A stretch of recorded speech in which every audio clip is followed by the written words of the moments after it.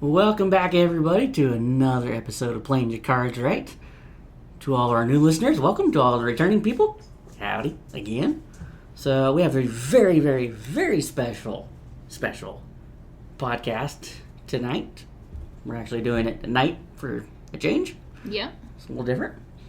But it's a special one because we have our first guest visitor who is going to be our normal guest visitor, I think it's safe to say. Probably. I mean, I feel pretty good about that. So. I don't know. It might depend on how it goes. Depends. Am I allowed to cuss on this podcast? Yes, please, and you can most definitely. That's what I want to All right. Fucking A. Fucking A, Cotton. F and A, Cotton. I got nothing to say. Let's put it this way. You finally learned where F and A, Cotton, came from. This is true. Because she had never seen Dodgeball before. Like, what the hell? Really? Yeah. Really. It was kind of weird. It wasn't typically Well, my you're not kind of supposed to movie. judge, Matthew. She did not play her card right on that one. Oh. Listen, I watched it and I laughed more than you did. Yeah, But I've seen it. But he's seen it 50 times. exactly. Well. I'd be kind of worried if he laughed like he did the first time. I'd be like, buddy, are you okay? We need to get some medication. So, yes, I am your host, Matthew, with co-host, Dr. Sam. with our special co-host visitor. Black Bear. Damn it. Let me try that again. We're keeping that blooper shit. With Black Bear 1984 from TikTok. Yes, also known as Gene. Yes, Gene. The guy I've known for almost going on 35 years. Good lord. Well, it's Because you're old. Shut up. we made peace with this when we turned 30. Yeah. You see, that first friend you have when you walk in the kindergarten door, that's me and him. Mm-hmm. Although I scared shitless of you, but hey, that's okay. Well, I was only 3'9". I was only 2 foot. God knows what. Fair enough. I wasn't born, I was 2 foot tall, honestly. It made for a funny joke in college. I had a girlfriend once that asked me, how big were you when you were born? I said, well, I was 24 inches long and 2 feet tall. And she just was like, we had broken up a while back. She was just like, we need to get back together. And I'm like, that's how you tell everybody you didn't hook up. Like, thanks for that. Oh, good lord. So, as we always start, little podcast updates that we have. The big one is Deshaun Watson. They finally came out with what they're going to do, so he For is... the record, I still think he's sleazy and I don't like him. He's a total sleazeball. I mean, there's no doubt. He's a douche. I mean, you have 24, 25 women come after you, massage therapists, because you're doing stuff. How do you have the time to do all that? Damn. I mean, there's that too. I struggled with having a girlfriend over the summer. Holy shit, 25? I was sitting there in my head quiet going, how many are we talking here? You at 25? I was like, the fuck? So he's being suspended 11 games. And Which is more than the original 6. Yep. Which means he'll get 15 more charges. Yep. And he's being... wouldn't surprise me. No. And he's being fined $5 million. And so the cut that he's taking to his pay for the year is somewhere in the... I think it was... Here it is. He's losing $632,500 this year. Wham. Yeah, boo-hoo. I have no empathy for him. Nah. He's still making over $400,000. Yeah. Or right at. Yeah. I have no empathy. He's a total douche. Douche knuckle. You know. Just a complete asshole. I mean, you have to have no game because I was reading about it, and honestly, if you have to force the issue, your game sucks. And the fact that you're an NFL quarterback and your game sucks, that's really pathetic. Yeah. You have to force yourself on somebody and make them laugh and just be a decent human being. You'd be surprised who will hit on you, you know? He doesn't have that capability, I don't think. He definitely did not play his cards right. No. It sounds like one of those things where people are like, they're used to getting their way, so when they're told no, they're like, in a bad way, they're like, fucking watch me. That's exactly what I think. Yeah. Just a complete jerk. I mean, my God. His peers would have to come back and say he's innocent for me to change my mind. And even then would be a stretch. Yeah, because I mean, if you have 25 different women saying you did some shit, At least. Well, if all One of 25 them is. recant their stories, and it's like, okay, did y'all have a meeting and plan this out? right? It's just, Exactly. yeah, just a little jacked up. So, I'm not saying all 25 of them are true. I'm sure there's some who are just trying to make a name for themselves. But that's still a lot. it's really jacked up, for sure. Well, and these are like not just relations; these are like SA charges, right? Yeah, I think there's a lot of them that they worked outside of court, but Honestly, one's too many. yeah, Yeah. I mean, if you're snagging and you got 25 girlfriends, that's your business. If you know. But And, here's but the not thing. saying that's okay. But I mean, if everybody's understanding that's what you're doing, that's your business. But when you've got 25 one is too many. yeah, Well, and here's the thing. He's got a girlfriend yeah. who's still with him after all of this. Like, That doesn't surprise me. She's No. she's in it for the money. that's what I said. I'm about to say. That's like literally cliche at this point. Oh yeah, Absolutely it is. totally. It's just horrible. Because let's be realistic. If Deshaun Watson worked at Amazon, his shit would have been on the front lawn one essay ago, not 25. Right. We're working it out on what? How not to be a complete How jackass. to dodge getting gonorrhea-syphilades? And this is why he's going to be on our podcast a lot. You get him and I together, it gets cracking up real quick, real easy. My bad. Yeah, screw it. This is not a very professional podcast, so you know. Well, to be fair, I'm not professional on my TikTok, and I'm doing all right. Yeah, you know.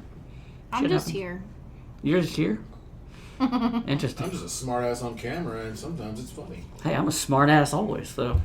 Well, yeah, that's true. I mean, the shit I say off camera is way better. Well, you know. You know, community guidelines. You turn the camera off, I'm like, fuck their guidelines.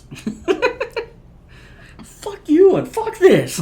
Well, I like it because I'm doing Instagram right now, and I've got a goofy ass character that I've been building. It's called the Anti-Troll or the Troll Puppet Master, where I literally make mistakes on purpose because I always say, God forbid you make an error because they'll crucify you in the comments. I'm not afraid of words. Bring it the fuck on.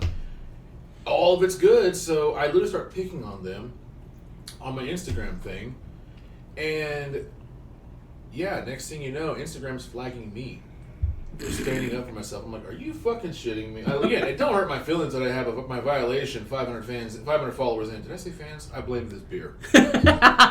They're not fans. They're my friends. They're my close personal friends, each and every one of you. Exactly. I have made so many damn friends on TikTok. I love it. That has been the biggest blessing in years. I won't say in my life because let's be realistic. My children changed me at my core. Yeah. And there are certain things out there, but that one was pretty damn fun. Yeah. The idea that I can just smart off and people in fucking South Africa could go, you're hilarious. I'm like, I never thought I would have a friend in South Africa, but I do. And it's the coolest damn thing that you have this technology now that you connect with people like they're right there. Well, we still haven't had anybody reach out, whoever the heck is listening to us from Belgium. Yeah, we're still waiting on you, so please let us know. Yeah, because I'm intrigued. Like, where you live in Belgium? Like, what can you tell us about Belgium? What's a good beer in Belgium? Yeah, That sounds really good. that does. I agree. I've We're, had- we're, yeah. What was it, McNally's over on 71st and Yale we went to that has Belgian beer there? Oh Yeah. my God, that was so good. And it looks like we have some more people now. Someone's listening from Hollywood and Los Angeles and New York. Oh, So goody. yeah, we might be triggering some people this weekend. Jumping all over the map. I got an idea. Hold on one second here. Keep it going. Hold on. Yeah, I'm going to do something interesting. it's definitely interesting to see the map because it's not just. It looks like there's somebody in Germany. I don't know if it's your brother or not. I don't think it is. I feel like he would have texted me or something saying, hey, that's good, or hey, you guys stink. You should probably stop. That's just mean. It's family? I don't know. Yeah, rough crowd. Nah. But yeah, we'll have to see that map again and see But yes, whoever you are in Belgium, we want to hear from you. Yes. Definitely. I want to know what's a good beer in Belgium. He wants to know what's a good beer in Belgium. We want to know more about Belgium. We want to know what you think of the podcast. We're genuinely intrigued. I mean, I never thought we would have anybody across the pond. I mean, that just... Yeah. I mean, we just started this randomly, and now apparently we have people listening to us overseas. So that's freaking awesome. Now, if we could just get somebody from Australia, Why? Asia, and Africa, Oh. and South America, we'd be worldwide. And Antarctica. Well, if they're listening to this new in Listen, Antarctica, they're not doing their job. I need someone to bring me a penguin. That's it. Mm-hmm. I mean, I can be back from the zoo in about 30 minutes. I was gonna say, It might be a felony, but I can do it. I mean, we could easily arrange going to the zoo, getting this hooked up. I mean, don't get me wrong. I will find this little guy's favorite fish and be like, "Come on, buddy, we're going for a car ride." We'll put it on full blast AC. We'll be all right. Like, he was on full blast AC. He had a cushy pillow and blanket. He was in royalty on the way to go see Dr. Sam. And we brought him back before bedtime. I don't know the problem, officer. Please take these cuffs off. Yeah. I We gave him back. Listen, Dr. Stan works at the mental hospital. She'll figure it out. Exactly. I mean, look at that little penguin now. He's so happy. He got to go on a field trip now. He's telling all the other friends now they want to go.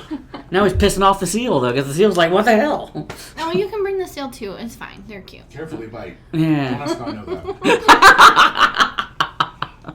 that. God. So, yeah. So, there's that. We are 2 weeks away from football. Yes. So, In 2 days. yeah. That's going to be fun. And our trip. So, probably a Much short needed video. trip. Yes, very much needed trip. So, we're probably doing that shorts video that we've been talking about. What else do we got? Probably doing a live sometime at some point. Start doing actual videos. We actually got our intro video and outro video up on YouTube. So our last podcast, we have it up there. So definitely go check out the intro video and outro video. I think they're pretty awesome, especially the outro video. You get to see us and you get to see the crazy dogs. Yeah. So I know at least one person has seen them because she messaged me. no, She thought it was great. I think it's pretty awesome.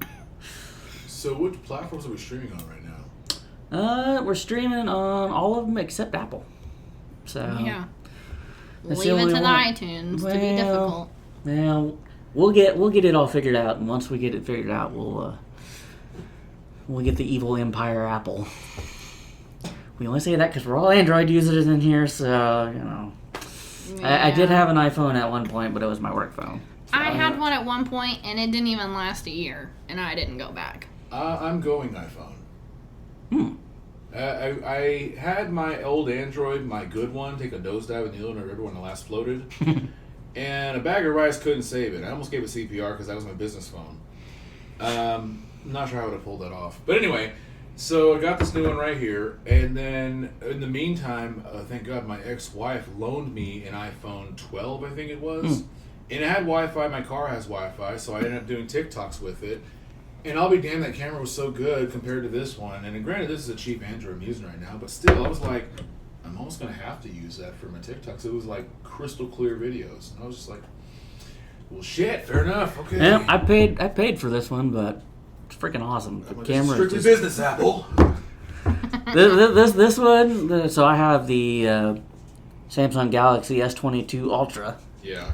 Cameras and everything else is just insane. It is. So we were up in the upper deck for the Jason Aldean concert.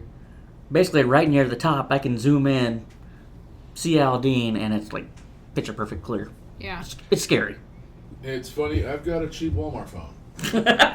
Hey, I had a deal worked out with somebody to get an iPhone, not my ex-wife, someone else, and it didn't work out. So I was like, fair enough. I'll just get one later. it is what it is. It's working, so I'm like not eager to have to go replace it. So I'm like, well, damn, it's doing what it's supposed to. I don't see a reason to go spend money on one. No. I'll Especially I'll just wait till it takes a nosedive in the river when I go back later this month. Oh, there you go. Yeah. I'll be like, oh, well, shit, look at that. I guess I'll have to get a new phone. I won't have to talk to anybody the rest of the day. How sad. That's At my old job, I would have liked that idea. well, that's what's going to be nice about when we go to Aruba. Mm-hmm. I mean, I have international plan, but I do not, and I don't plan to get one. well, anybody who needs to get a hold of us We'll know how to get. will know how to get a hold of us. Past that, disconnect. Mm-hmm. It's going to be great. We should just leave. We just leave our phones in airplane mode whenever we get to Tampa. Oops! I forgot. The sad thing is, I probably would forget, and then we'd be Well, it's okay. without. As long as one of us has signal for, the essential stuff. Not necessarily chatting and et cetera, but That's what I got you for. no. That's all I'm good for? And no, but it's one of the highlights. Uh-huh. Mr. Tech Savvy. Yeah, well, So, today's podcast is all about foster care, adoption issues, because both of these two, besides me, have dealt with it in one shape or way or another, and one is actually still in it. So, it'd be kind of interesting to get everyone's opinions, but from your opinion, Dr. Sam. That's me. Yeah. No shit, Sherlock. Smart ass.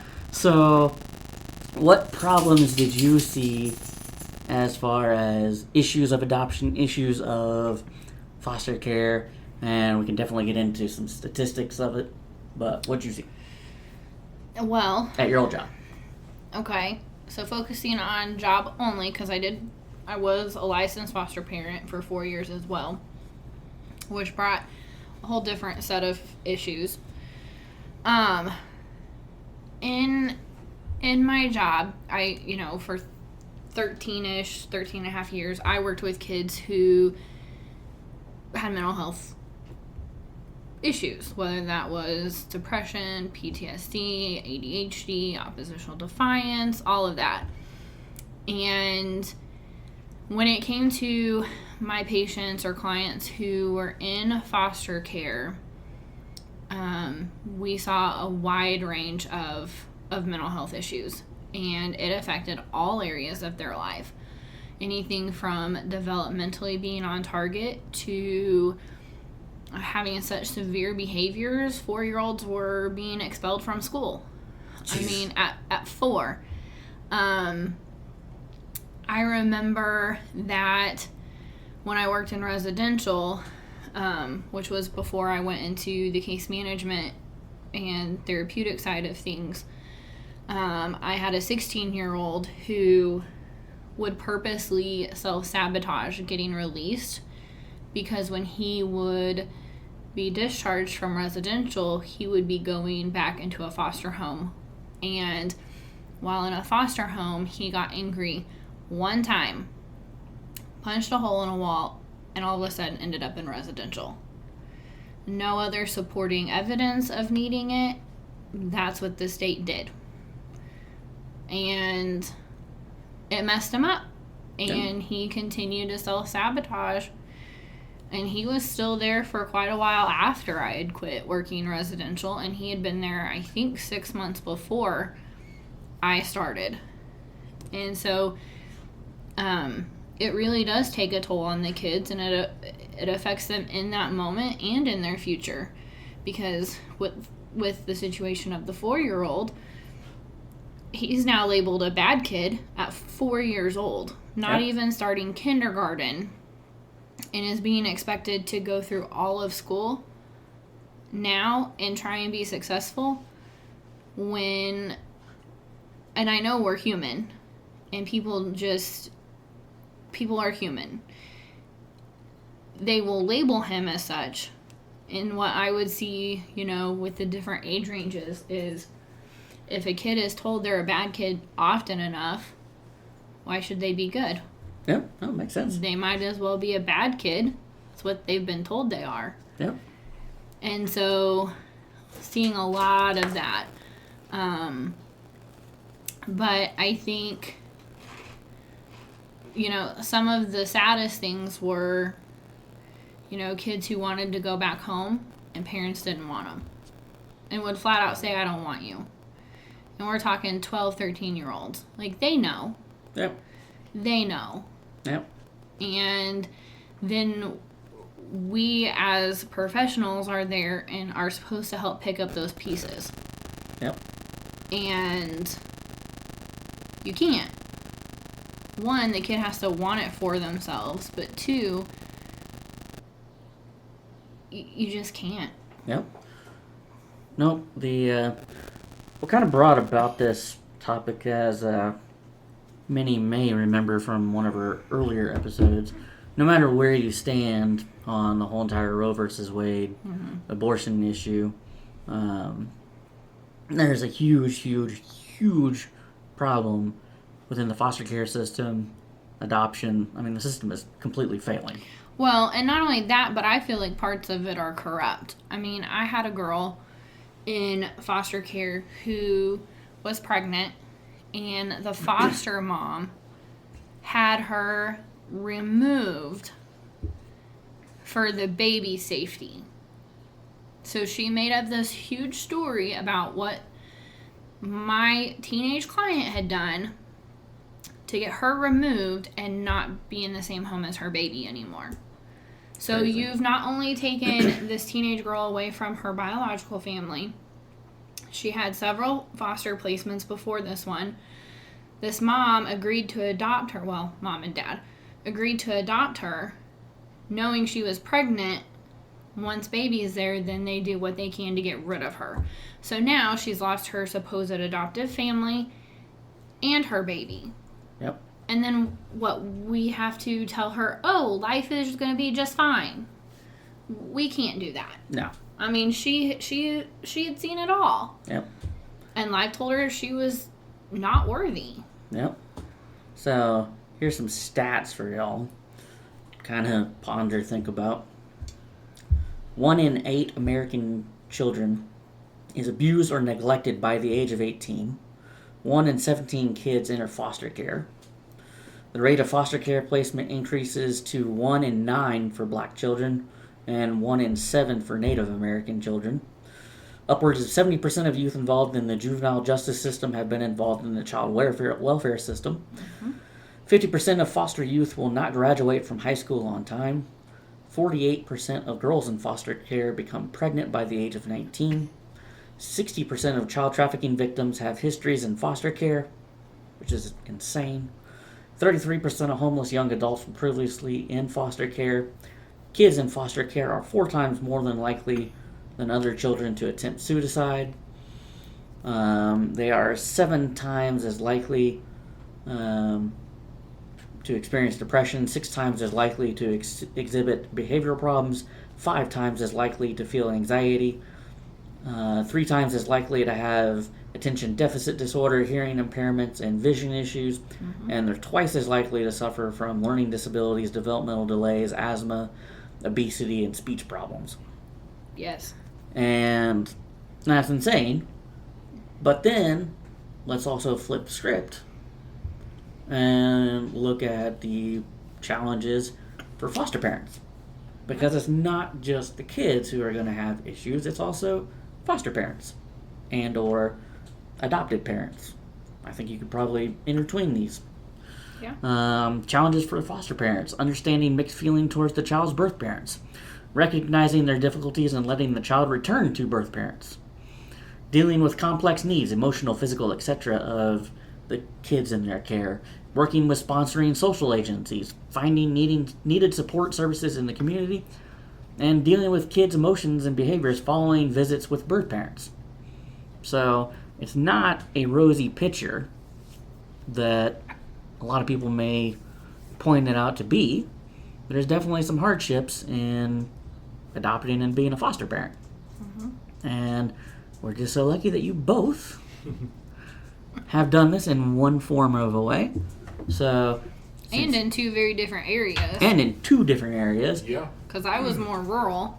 Well, deemed more rural. and both different ethnicities, so there's that too. I mean, call the freaking, cat in the room. I mean, that there is a difference there. No matter what anybody says, that it could affect. Well, I know from experience when I went through my foster care training, they are open with you in that training. They say, look, not everyone's comfortable with different races. Mm-hmm. They Yep. say, so we'll ask you point blank, is race an issue for you? Do you need the baby to be the same race? They said, if it is the case, no one's going to judge you. That's because that can be Right. a challenge. Now, whenever me and my now ex-wife went through training, we told them, I don't see color, I don't see race. I just see a baby in need. Yep. And I meant that. And so it did have challenges, but they weren't anything that was unbearable. It was things that you just made yourself ready for when they came. Because one thing I remember in particular was one night when I had just one of my sons at the time, and he's African American, my ex-wife is white, and I'm Native American. None of us match. So we walk into this Mexican restaurant, and I see this obnoxious older white gentleman blurt out when he looks at us and sees us and says, well, I see somebody was forgiven. And your instinct is to want to immediately go, motherfucker, first of all. But I did one a little bit better. Because I have learned that blind rage will give you the cops. But calm and collected will scare the shit out of some people when you're 6'5", 330 pounds, which I was at the time. Right. I politely and calmly walked over to this gentleman, and I sat down on one knee, and I said, sir, would you care to explain to me again what you said about my son? And just paused, at this psychological pause for 3 seconds, and he was sitting there sweating bullets like, what is this guy going to do to me? Mm-hmm. Because unapologetically walked over to his table and knelt down like I was a server. So I guarantee you half the table had no clue I was even there. I said, let me make something very clear. That child has seen things that would turn your face white. Mm-hmm. I kindly ask you to be more respectable of my son. And got up and walked away. When we left the restaurant, this man wouldn't even look at me. I didn't threaten him. I didn't raise my voice. I just very calmly with my voice explained the situation to him and then got up and walked away. That was terrifying enough. Yeah. If I'd have flown off the handle, that I'd gotten cops called. Oh, yeah. And I would have lost my son. Oh, yeah, for sure. But that was a big challenge that I did see. But it wasn't ever a problem for me. I don't care about those things. Again, I don't see race. Right. I don't see color. The other time was when I was in Walmart. I was actually telling one of my writers about this story earlier. I was in Walmart and just me with my oldest son. And he was barely 2 years old at the time. He was still technically a foster child. I hadn't adopted him yet. And I walked into this Walmart, and it was this white lady just out of nowhere, decided to put it upon herself to ask me. She goes, I've got to ask, how do you have a black son? And I just kind of looked at her, and again, I could have easily, got upset, but I said, I got an idea. So I went, well, because his mother is African American. And just paused long enough for her to go, oh dear God, I'm racist. And yes, she was, because I refer to him as my black son or my adopted son. He was Right. my son. The only time I ever said foster son was the first time I referenced it to one of my buddies, and he was the one that told me that. He said, dude, call him your son. Like, to yourself but be realistic in knowing his situation that he could go home. But give him the respect in your home of being a son, so if you do adopt him, he doesn't have that complex of I don't belong. Mm-hmm. Made perfect sense. I was like, you're right. I never said this is my son when he was a foster. I was realistic with adults. I said, he's in foster care, blah, blah, blah.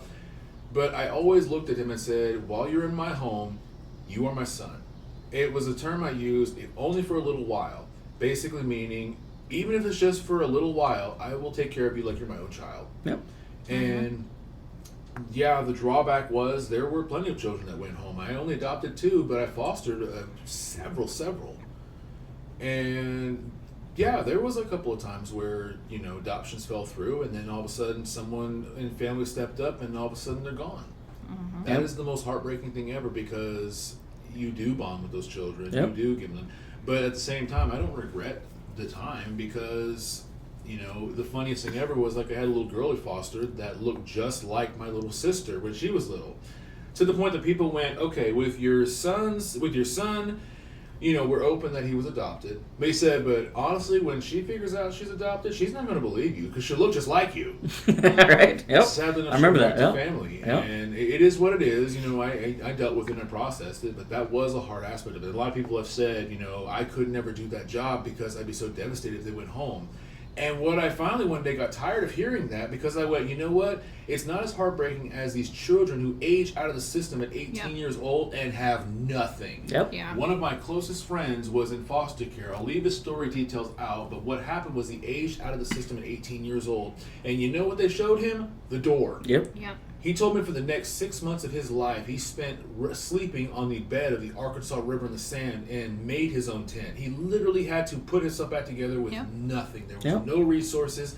He had to find everything himself. At 18 years old, that would have scared the shit out of him. Oh, yeah. To be sleeping at the Arkansas River where the homeless piss at 18 years old, that had to have been terrifying. Oh, God. Yeah. And there are children who go through that and go through worse than that today, because that was 30 years ago. Yep. The world has gotten way worse in 30 years. Oh, yeah. No doubt. The stat that blew me away when I was in training was this. If one family in every 3 churches, regardless of size, took in one child in need in Oklahoma, there would be no children in need in Oklahoma. Yep. Period. Yeah. One family in 3 churches, and I thought I made it automatically of the 3 biggest churches. I'll leave names out because I don't want to piss anyone off. Oh, to hell with it. But anyway, and not that I'm calling them out, but just as an example of sizes don't matter. I mean, Church on the Move, Victory Church, Life Church, that's 3 churches. One family out of those 3 step up, no children in need. Those are massive. Mm-hmm. And it even says in there, and it even says to take care of the widows and orphans. So to me, Absolutely. the church is the one that needs to step up and take those children on. If there are children in need, then the church in general is dropping the ball. Because it's right there in your Bible. Take care of the widows and orphans. Didn't say everybody. One family, 3 churches. There's definitely a lot there that needs to happen with that for sure. Yeah. Question though, whenever you went through the foster part and then adoption, did they offer you any counseling? Yes. And to the kids? Now, one thing I will say is that with my boys, the process, the 2 I did adopt, thank God the process in general, at least with DHS, was very, very smooth for us. I'm thankful to God for that, because I knew some couples that went through years of torment. Yep. And when we told them how, and I don't know how we did it. Like, it was just a God thing, I guess. Right. Because literally, I have no clue how in the world things happened and lined up the way they did for us to where we got everything done. And all it told me was, it was supposed to happen that way. Right. And so, the big challenges we had was more along the lines of the family that was challenging us basically having them, because the fact that we were a different race really offended some people on the other side of the family, and they were trying to find relatives, and they were using the excuse that they just wanted to keep their they just wanted him in a black family. I went, you do understand that he's fed every day. He has more clothes than he knows what to do with. His bed is clean, soft. We have no rodents, no bugs. He's in a safe home. We both have jobs. We both have no records. We have no... I'm like, you can't... He is as safe as it comes. Right. But you only see this color of our skin. And I'm like, I'm native. So it's like, seriously, like, what the hell? All I see is a child in need, and you see my skin color. Yep. And that frustrated me to no end, because again, they didn't know what I was. They referred to me as white, and I'm like, I ain't white. and the social worker even told me, they said, they don't know what you are. They keep trying to figure out what your race is. I said, fuck with them. Tell them I'm Armenian. And there is a reason for that, because it was actually, they were trying to find us. It was actually a very dangerous situation to where there was some dangerous people involved. I had to carry protection on me 24/7, and you learn to see in the back of your head when you know that you're in the city, and you learn what to look for. Right. And because you had to, I got spotted in Reese's with my son, and it was the cashier. And I was like, well, shit, she's gonna check my food out. And I didn't act scared. I mean, again, act like you've been there. Yep. Because she shouted his name out, and I'm like, I'm sorry, who are you talking about? And she pointed at him. I said, well, I know. I said, well, his nickname is this, and da-da-da. I'm like, well, how do you know him? She said, that's my nephew. I went, oh, shit. Yeah, that's definitely some jacked up stuff. Yeah. But again, I played it cool. I went, okay, well, cool. Nice to meet you. And we got our food checked out, and immediately I called the social worker, because I automatically knew. I'm like, that's going to get back to Mom. Mom's going to flip out and make it worse than what it was, because I automatically knew he had yogurt on his jacket. They had samples back then. This is pre-COVID, so we actually got to sample food back then. And shocking. Yeah, I'm like, the idea now you're like, nasty. But But you got germs. yeah, so anyway, he goes messy. He was 2, you know? Yeah. He had yogurt on there, and he was fiddling with Imagine Jell-O that, box. 2-year-old messy? And No. so the story that got What? back to the social worker via the mom was she claimed the mom said, well, I heard he was a mess and had no shoes, was screaming for his mother. No, I first called my social worker when I got to research the parking lot and said, this is what he looked like, this is what the scenario was. He was doing this whenever we were checking out. Because I knew right away, because again, they told us, families will do that. They will Yep. stir it up to try to get you, in trouble to where you're losing your kid to mess it up. And they don't care about the kid, they care about their own ego. Right? When people Oh, get yeah. like that, and I'm not talking about any specific genre of people, just people in general. Yep. Whenever they feel like, something belongs to them, which I get, it's your children. But what was crazy was they told her. Because again, I will leave details out because I can't talk about them. But Yep. what they told her was this. They said the situation was simple. Get a job, keep it. Stop breaking the law. Don't do drugs. Weed was legal back then, so you couldn't even do weed back then. Yep. They said, get a safe place to stay, get a reliable mode of transportation. They said, we'll help you find a job, we'll help you get housing, you can get food stamps, you can get, we'll even help you get special financing to get an automobile. Literally told her, we'll give you all these things, and in 90 days your son comes home. Couldn't do it. She refused and said, this is me quoting, but she went, no, you're just trying to live white man's way. I went, no, it's being a fucking adult. Yeah. And again, I read the sheet about what all my son had been through. It broke my heart. I'm gonna leave details out, but Yeah. it was one of those where I was like, it made me. The hardest one ever was whenever he had a dot on his arm when he was barely 2 years old. He didn't speak to me. He was afraid of men back then, and he was just starting to give me words. And I remember I asked him, and I just not thinking. I saw it for the first time when I realized what it was, and I knew what it was, and not thinking, I asked. I said, "Whoa, what's that?" And then it dawned on me, "Oh shit, I know what that is." And I didn't want to hear it, but my son looked at it, and the first time he made a full sentence to me, he looked at it and said, "I wouldn't be quiet," and that killed me. Mm-hmm. So yeah, like again, these kids have seen things that'll turn your face white, Mm-hmm. and it made me realize there was bigger things than myself in this world. Oh yeah. Honestly, It'll hum you real quick. yeah, because I'm like that kid is tough as nails, even though he is the sweetest little boy ever. Mm-hmm. For you, obviously it's a little different because you are a quote unquote counselor, kinda. Mm-hmm. Did they offer you anything though in Missouri? No, not a thing. Freaky. We didn't even have a support group until my licensing person said, "Oh, we used to have one, but we don't have anywhere to host it." And I said, "I'm the pastor's granddaughter. I got a church at my disposal." That's, And then we had one 4 times a year. that's just creepy though. And that there was it. That's just creepy though. That there was no counseling offered for you or, and then If I had chosen to go to counseling, it would be on my dime, that's crazy. which meant I had really crappy insurance, which meant I would be paying $50 every session. Good Lord. And with even, kids in my home and the things I learned about them, if I didn't know myself well enough and I didn't work in mental health, there's no way. There's no way I could have handled it without Nope. support. Well, because these kids, I mean, some of them may not necessarily see all bad things necessarily, but a lot of them have seen some shit Mm-hmm. that, like you said, will just make your freaking skin curl.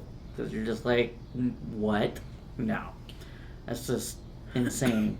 Especially to see that as a kid. I mean, I can only imagine. So, for you, Uh-huh.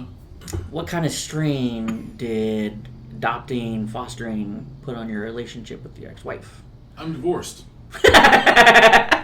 Well, obviously. That's the short answer. That's the short answer. But I mean, That's the simple answer. So before fostering and then fostering or whatever, because I'm sure that put a humongous strain on just your relationship in general.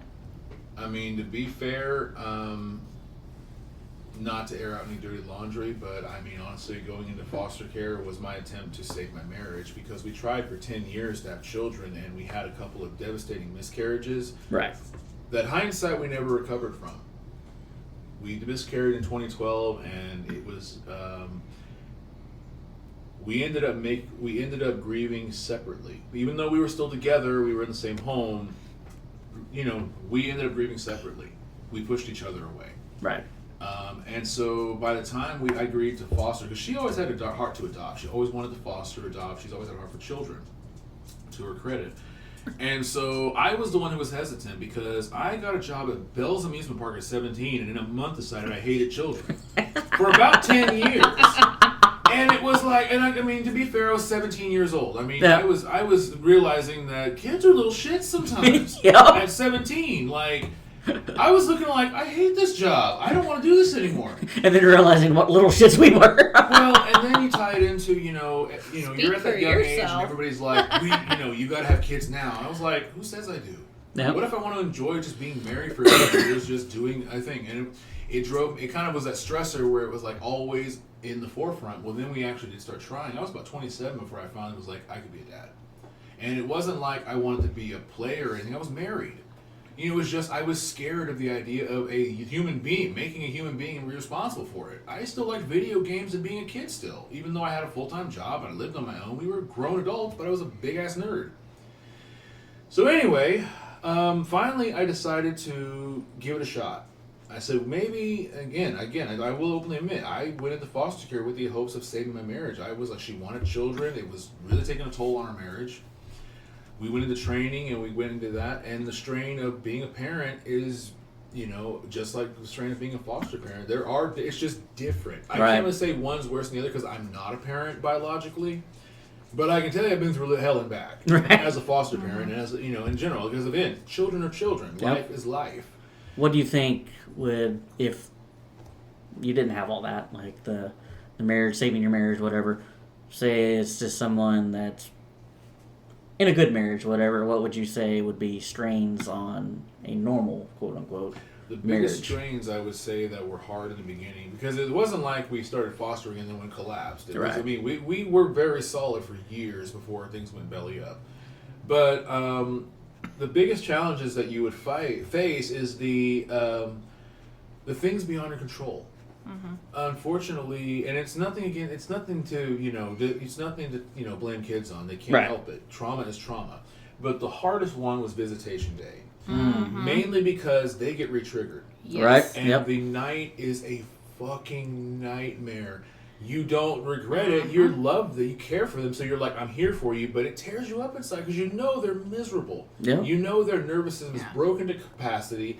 They've only had their brains for a few years. So imagine processing something that the things that they've seen, they may be easier for an adult. But imagine, you know, you're 2-3 years old. Imagine yourself at that age seeing some of those things. How would you react it? It would terrify most people. My 8-year-old, I had visitation days were the worst Yeah. because mom would make promises, and then of course the girl's in state custody, so mom can't say, Yeah. and then I'd have to be the one to tell her no, like that's not happening, and then we'd have 4-year-old meltdowns at 8 Yeah. for And- hours. And you also go into foster care. I mean, you get training, but if you think about But it, it's minimal. but you also get completely blindsided going into it because if you think about it, when you get pregnant, you have 9 months to get your house together. Yep. I had 2 hours. Fair. I started training. Well, fair enough. Hold on, backtrack. I got training. I got training, 3 months of training, Mm-hmm. and then placement. I had Yeah. 3 months to figure out how to be a parent. In those 3 months, I got my house up to DHS code, Right. and then got the crib. Donated to us. But we didn't have any clothes. We didn't have anything because we had no kids. When you get your first placement, you don't have squat Right. because you don't know what you're going to get. I had a Sizes, crib and a everything. bed. Yeah, I had a crib mattress and a bed sheet. A crib mattress, a crib, dresser, and a bed. Basic bedding. That's it. Because you have no way to prepare for what you're going to get. All you know is you need one or the other. The night we got my oldest son, he was my very first placement. The night we got him, I mean, literally we got him, put him in the car. I went into Walmart, bought a pack of diapers that they said would fit him, and pajamas that I said should fit him, which was the 18 months ones. They barely. He's always been a big old boy. Yep. He's just, I don't know how, because again, his bio parents were very, very little, and he's already as tall as both of them almost. I'm like, you're going to be a giant like me. You try too hard to be like Daddy. He's like, I'm going to alter my DNA to be tall like you. I'm impressed. Now, I will say my first placement came with a lot of clothes, which is good because he was 11 months old and almost 30 pounds. I mean, big old boy. Otherwise, I'd have been in the same situation. I mean, I didn't have any food. I didn't have any diapers. And thankfully, he came with, I think, a weekend's worth of diapers and a little bit of food. Good and Lord. so Mom and I were able to go shopping for that once I had him. Yeah. But Makes sense. had nothing for a little boy. Yeah. Also has very, very good resource center that I utilized, that they give you 4 pair of tops, bottoms, shoes, pajamas, jackets every month. Right. That was a godsend because kids love to grow. Yeah. And when we got Jaden, or we got him, I called up one of those places up because they told us, once you get your first placement, call us as soon as you can. We'll get you clothes as quick as possible. And thank God they did. I called them. I said, hey, we got our placement. He's this big. He's this age. I got nothing. I bought him a pair of pajamas. I threw the clothes he had on in the washing machine, shoes and all. Dried them, put those back on him. That's all we had. And We didn't have anything. We had one resource for foster kids in my entire Southwest Missouri area. And I didn't even know about it as a foster parent. Crazy. Like, how do you not tell a foster parent about the foster parent resources for things like clothes or cribs or car seats? The only way I knew is because my ex-wife is a big-time planner, and she found it. Yep. Yep. That was the only way we knew, because if she hadn't done that, we wouldn't have known. And that saved us so much with expenses, because like I said, kids love to grow. Yep. They can't help it. Love to That's eat. what they do. Yep. Yep. I will say though, if I had a placement, I was licensed for 0 to 5, so that way I could take any gender without weirdness, because I was single, female, fostering, and so I did not want any boys over the age of 5. So I licensed for 0 to 5, and I don't know where I was going with this now. It's been a long day. Whatever. I'll think of it. You'll think Anyway. of it. We'll come back to it if you think Okay. of it. We also have to battle I think- DHS too, in a way too, because in training they told us, they said, do not be afraid to tell DHS no. They will walk all over if you let Yes. them. And because we were in Oklahoma, ours was 0 to 2. Like they do, instead of 0 to 5, Oklahoma at the time was 0 to 2. And they called us up. Well, what started as a phone call from a family member from my now ex-in-laws turned into us turned into DHS trying to strong arm us and not pay us. And They're really good at not paying. They're good at trying to find ways. And I'm very good as an ex-bill collector saying, the hell you won't. Yep. I told them, I said, I'm not a business, but I'm not a charity. At one point, they tried to tell me, well, we don't have any records that this child was in your home. That The child scared is still me. in my home. Come take a look. Yeah, I'm like, do you want a picture of him? Because now I'm scared. Like, wait a minute, you guys don't know what happened? Hold the fuck up. I mean, seriously, that's exactly what I would say to the social worker, verbatim. If I was like, then come get this kid, because I don't want a missing person report. And then find out. Like, you ever seen Blues Brothers 2000? Yeah. No, thank you. Well, need we say more? It's the government. Yeah, I do Alright. remember what I was going to say. So, the one resource that I was given up front was, if I had a kid 0 to 5, I was eligible for WIC for some food.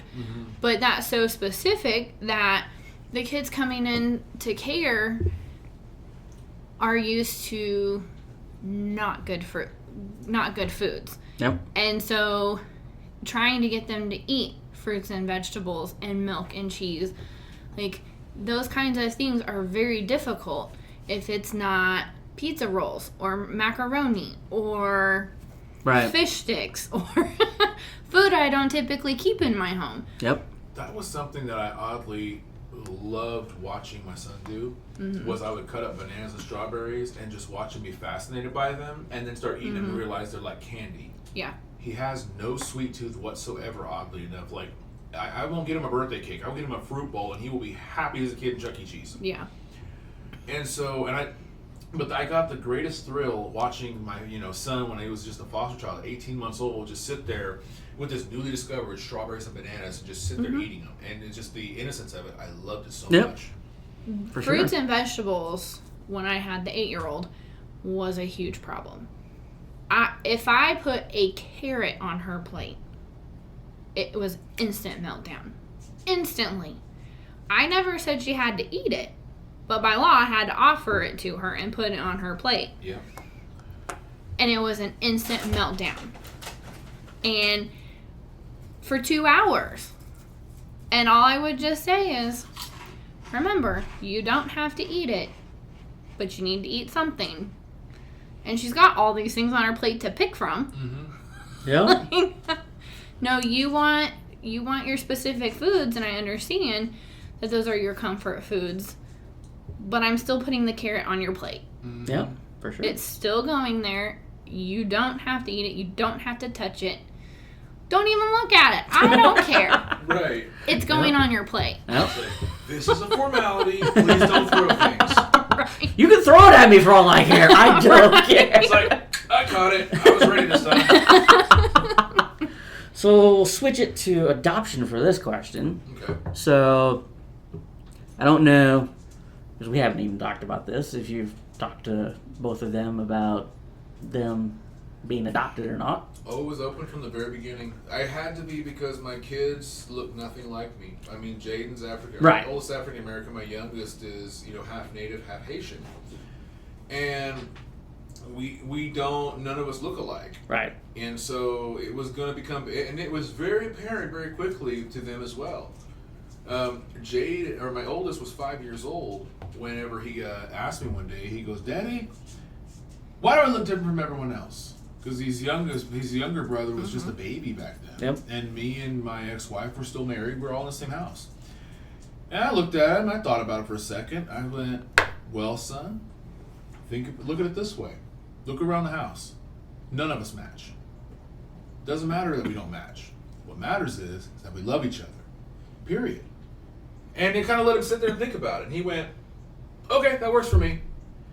And it kind of baffled me because it was like a 5-year-old gets that, but there are grown adults who just don't want to get that. Yep. Nope. For sure. Yeah. I figured that was probably the case because. Yeah, I mean, we knew from the get-go, once we decided we were going to adopt them, we're going to be open because, I mean, eventually the day would come where when they would figure it out, and I would feel like they would be like, "Why couldn't you have told us? We could have handled it, we would have figured it out, and I would have felt stupid for essentially lying to them, like, they were." So I was just open and front about it. I said, "Here's what happened," because my oldest still remembers tidbits from his past. Very little thing, but he still has a few memories of it. So there was, but so there was no point in me trying to, hide that fact Right. from him. I just went, "Here's what it was." And I told him, I said, "Think of it this way. I got to meet you, get to know you, and then I got to decide I want you here the rest of my life." Right. Because my children, I'm not burying my children. My children will bury me. Right. So it's like, and when I explained to them like that, literally the fact that they're adopted has never bothered them. Good. Well, so caveat off of that. So, what would you tell someone who's struggling with that? Like, how to tell their kids they're adopted, or mom and dad are getting divorced? Because you've gone through it. So, like, how would you help someone in that situation? With being adopted, own it. Literally, just own it 100% unapologetically. It's not because again, it's not like the movies where you wound up on my doorstep and I'm stuck with you. It's like, no, I went to training to be a parent. I got to meet you. I got to have you in my home. I got to learn your personality. And then when they asked me, "Do you want?" I got the trial run as a parent. I said, they just asked me, "Do you want to keep this child permanently?" Absolutely, yes. So Yeah. the thing with adoption, own it. I chose you. Yep. Divorce, on the other hand, well, shit. Had to crack that one. Disclaimer, by my actions, I suck at relationships. I hate to admit it, but I honestly do. Well, in that case, I do too. So hey. But still, I mean, I only need one to work. You know? If you think about it, I only need one to work. Yep. And then I'm good. So, divorce, That's a hard. It depends on the reason for the split. I mean, I know the reasons with mine, and Yep. the hard part about that was the home was insanely toxic by the time the pandemic hit. Right. Now we weren't violent, thank God, but the home was chaotic. There was a lot of fighting and arguing. There was a lot of divorces happened during the pandemic when Yep. all of a sudden you went into quarantine. You were like, Yep. I just spent 2 weeks with this person, 4 weeks with this person. Yep.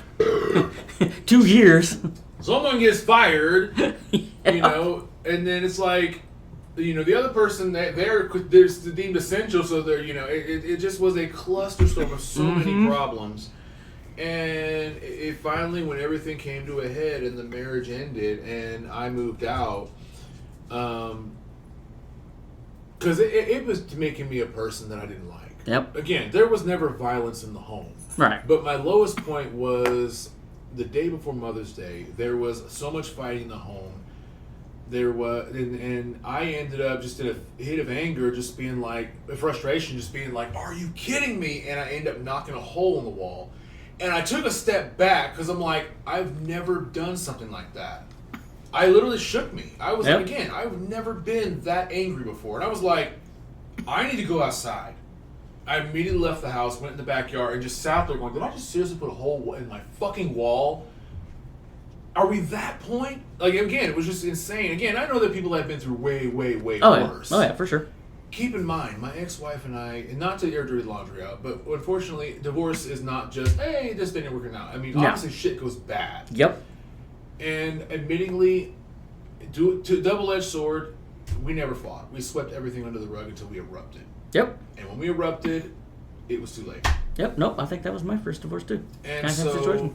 yeah, I mean, it is what it is. There's a lot of details I leave out, but what I finally explained to my boys, because when it came down to it, I was the one that made the final decision of whether I wanted to stay or go.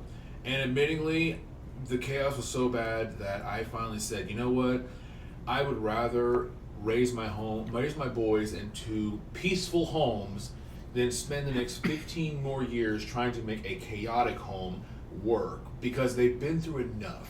Right. And at that point, we had gotten talks to where I was like, we're about to be another reason for them to have trauma. No, this is not going to work. And so it was a tough decision to do so. We split.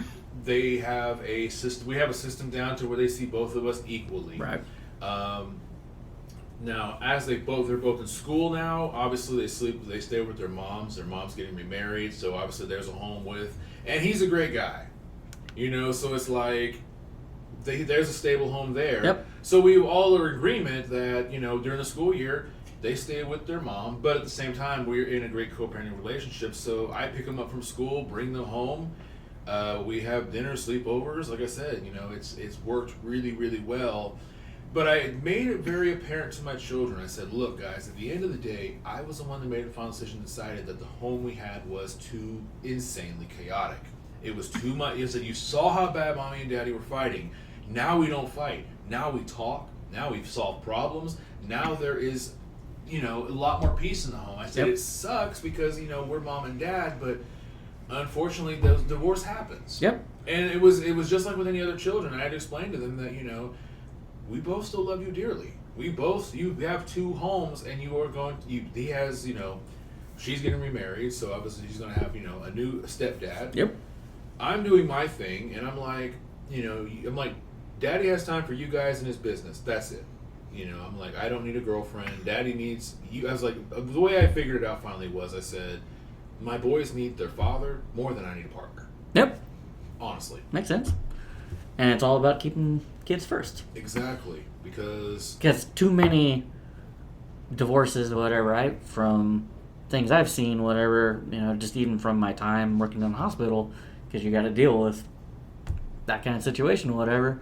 it was always about, you'd hear the dirty laundry of, well, I need the kids because, they're in my meal train, and et cetera, et cetera, et cetera, et cetera. And it's like, you don't even care for those kids.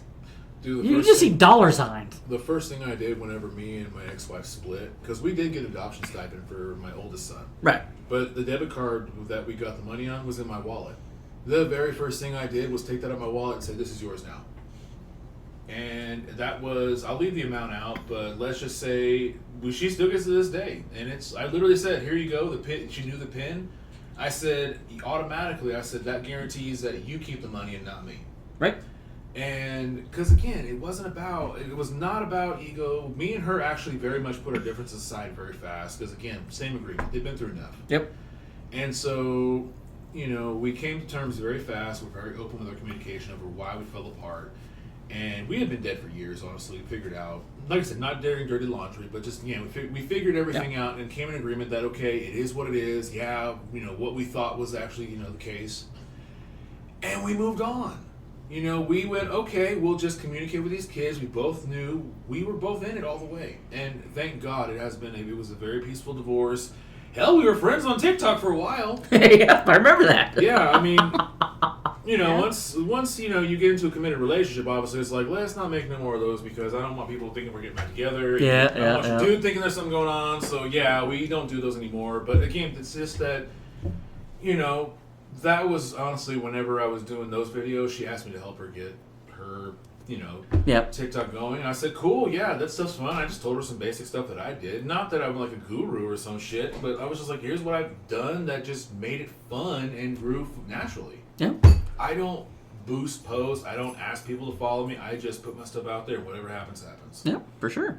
So here's a fun one for you before we get to Sam's questions, because I know she has a few for you. All right. So, issues you see in the foster system and thoughts of how you think it could be fixed. Oh, God. Do we have time? Shit. The big ones. Let's say the really big, outstanding top 3. This one will probably floor people, but I actually was on the opposition of the American Indian Child Welfare Act. Not that I want it to go away, by no means, but I have my heart broken by it. Because I'm Native, right. Almost full blood, 3/4.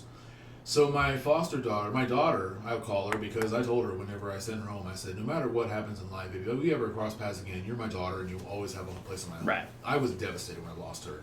She was Native like I was. She looked like my baby sister. Honestly, everyone said, when she's older, she's not going to believe you when she finds out that she's adopted. Right. We had everything lined up. Done deal. I'm Native, so it's a Native home, blah, blah, blah. Out of nowhere, a family member from the tribe stepped up and said, we're going to step up and take her on. The fucked up part was they were open about the fact that they were going to put her right back in the situation she was in, and the very people that they pulled that child out of. Jesus Christ. Literally open about it. Said, this is what we're going to do the second we get this child. Good I Lord. said, no, we're a loving home. We will give her everything. I'm Native. Here's my card. I got a fucking CD. My Native card's right here. Didn't matter. Jesus. I got Trump because it was a relative, even though they were open about it. Literally word for word said the second we get this little girl, we're going to take her back over to her mom and dad at the hotel. That's exactly what. And they went over there giving it to them like they were going to find a new loving home better than the one that she was in. Jesus Christ. I was devastated. I am not a crier. I cried my eyes out in a fucking car wash in Sand Springs, 2 hours late to work. Called my boss, told him, I won't say her name on there, but I said, she went home. He said, take all the time you need, dude. He knew right away in my voice I was crushed. Again. That's just jacked up. I mean, the fact that Explain they to openly me admitted. how the fuck that protected a Native American child. Didn't. It didn't. That was supposed to be my daughter. Yeah. She was supposed to be come home to me in a loving home. Yep. And all I could say to her was, I will always love you. I hope to God when our paths cross again, I know it's you. And know that even when I figure it out, you are my daughter. Yep. Period. She was maybe 9 months old. I guarantee you at this age, she's probably 7 years old. She don't remember me about. But at the same time, I never forgot her. No. And again, it just crushed me because we were a loving home. Hindsight, we're divorced, chaos, I get it, but They literally were openly saying, we're going to put her back there. We're going to put her back in the situation DHS said was so bad they're going to pull her out of. People think DHS wants to go, gotcha, bitch, we're taking your kids. DHS is overworked, understaffed, underpaid, and underappreciated. They made the fucking paperwork to get more kids in the system. Yep. 50,000 are in waiting in Oklahoma. Do you really think they want more work when they're only making salary? No. Working 12 to 14 hours a day? No, they don't. No. I mean, part That's of their my last job. resort. Part of my job was trying to make sure, kids were safe and everything. And as a mandated reporter or whatever, I had to make several hotlines, and they would ask me, do you think they should be in this home? And if I told them no, it didn't matter. Like, they would, oh, no, we didn't find anything wrong. Okay, but there are marks on this child. There's bugs in their hair for years. They're getting turned in for truancy because of said situations, but we can't remove them, so what does it take? Yep. Exactly. What does it take to get this child in a safe home, but you're not afraid to remove someone because someone saw them get spanked in a parking lot? Okay. I got spanked so much. I still get spanked. Oh, my bad. That's different! We were dating! You sure you want me on the show? That right there is part of a new episode we're gonna be streaming. Playing the cards right after dark. Right? Oh, I got some friends that would love to be on that show. They're gonna make me blush. And we may or may not have dated. We won't go there. That's playing your cards right in a different meeting. Oh yeah.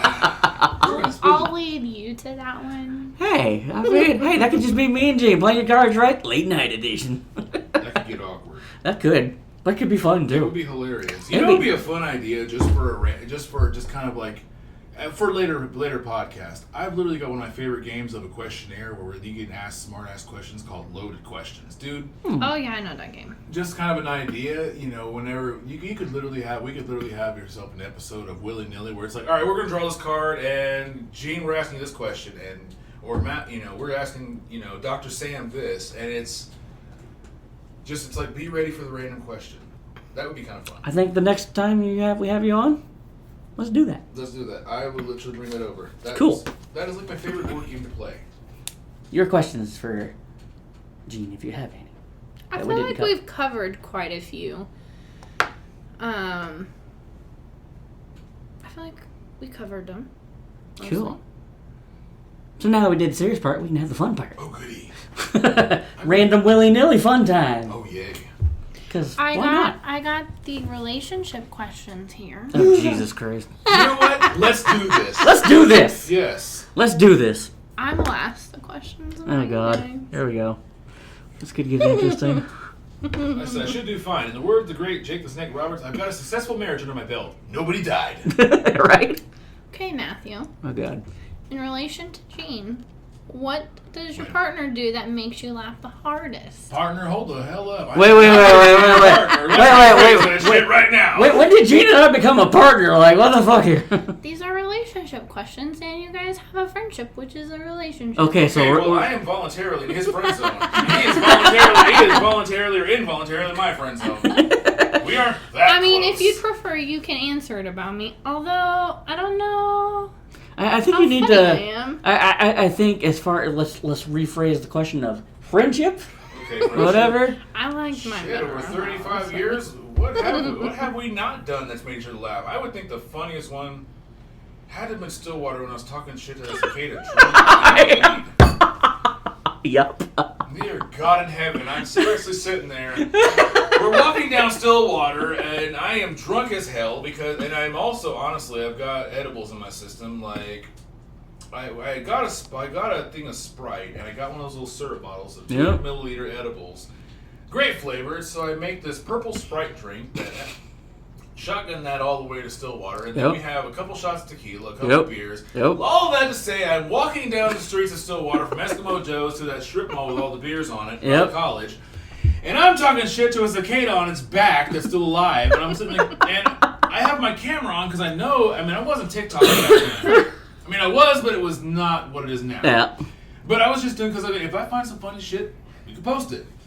And I have my camera rolling, and all of a sudden Matthew goes, I think that cicada's dead. I went, he ain't dead, he's been drinking. And out of nowhere, my drunk high ass is sitting there talking shit to cicada. What'd I tell you about messing with my whiskey, you drunk bastard? I'm kicking at it with my foot. I don't actually hit it, but I mean, I'm kicking around it, just goofing around. That would have been the funniest damn thing if that had been like, he's not hitting me with, you know what, fuck it. And right in my face, that would have been the funniest damn thing. That would have went on TikTok. Oh yeah. But yeah, I'm just like, again, I'm canning over this thing with a camera, and I'm like trying to, swing my foot around like I'm actually kicking at it. I'm like, get up, you drunk bastard! You're gonna be late for work again. No, I definitely think in 35 years we've, good lord, some of the stories from some of the dumb shit we did in your backyard, my backyard, in the neighborhood. There was a time when I think we said that's what she said like 50 times in a row, and it was legit. Yeah. I tell you, even when somebody blurted out, "Stop! I'm gonna pee." That's what she said. Yep. I mean, literally everything we spun Oh God. Hell. This is why we're a dangerous combination, because we have stories, we have laughs. It can get. I mean, reunion could be fun. Yeah, for those that don't know, our 20-year high school reunion is coming up for Jinx, and I just and only because this guy's going is the reason I'm going, because I'm like, I was a loner in high school. I'll be damned if I go over everybody and be like, hi everybody, I'm gonna sit alone like I did last time. We're gonna be, what's gonna happen. We're gonna be in the freaking corner of the damn place, laughing our ass off, and everyone's gonna be like, "What the fuck is going on over there?" The same thing that happened in high school. Yeah, smart assery and shenanigans. That's what's happening over here. Only now there's whiskey involved. Beer me. That last time there was just wine coolers 20 years ago. Now there's actually more whiskey because we're doing man shit. We were doing Boone's Farm back then. Yeah, that glorified Kool-Aid shit. Oh my god. Oh my god. And you're just along for the ride. I mean, you're in trouble. Apparently. I mean, You know what? geez. She's used to us after 2 years. I mean, my God. The first time she met me, I'm at the rooftop bar. We're both in suit and ties, and I'm filming somebody with their bare ass sitting out of a chair, and I'm like, it's a full moon tonight! Yep. Forgot about that. Oh, dear God. I'm like, his whole butt cheeks are hanging out of that chair. Is he doing that on purpose? What the hell? I'm getting the camera. It's a guy. Fuck it. I'm going to jail if it's a woman. It's a guy. I'm taking a picture of his butt and sending it to all my friends. I sent that out to like 15 people. They're like, what the fuck is wrong with you? Many things. Some require medications. That's some plumber's crack if I've ever seen one. Plumber's crack. That was Plumber's Canyon. Shit. It was pretty bad. I mean, I wanted to shout out, are you doing that on purpose? You knew we would have turned around because you'd been like, who's talking? You know. that was a good freaking night. I kept blurting out how drafty it was. Wonder if he'd perk his head up. He wouldn't. He was too hammered. Obviously. The guy that John Wick suits talking shit. Let him, he might be. You feel that draft yet? Looks like you have another one. Oh, dear I do. God. I picked this one out just for you to answer. Oh, God. If Gene had to fill in for you at work, what would happen? Chaos. Right there. The dude makes acid, sulfuric, is it sulfuric? Yeah, Sulfuric sulfuric acid. acid for a living. I don't know shit about that. Something's melting. Might be you. Probably. I'll be like, well, shit, there was my arm and my tattoo. It's gone now. I've got one hand left. I'm not doing that again. I get a call. Matthew, here's what happened. What do you mean, what did I learn? Yeah, not to do it again. I can't afford to do it again. Well, just getting in the clean room, whatever, that would be hilarious. Seeing you in the freaking bunny suit and everything, and I would sneeze in the screen and be like, damn it! This room was clean. God damn it! I would have that hazmat suit over the big screen and just I'd be sitting there. All right, we're clean and chew. Damn it! I'll be right back. I need some Windex. What? I can't see shit. Well, wipe it. I kind of can. It's inside. Shit, my hand's burning. Oh, there was my hand. Whoopsie. Was my hand and my elbow, and damn it. The Tulsa Plant would have his first recordable injury in a long time. Okay, flip it. What would happen if Matthew was a realtor? Could be interesting. Hmm. Could be very interesting.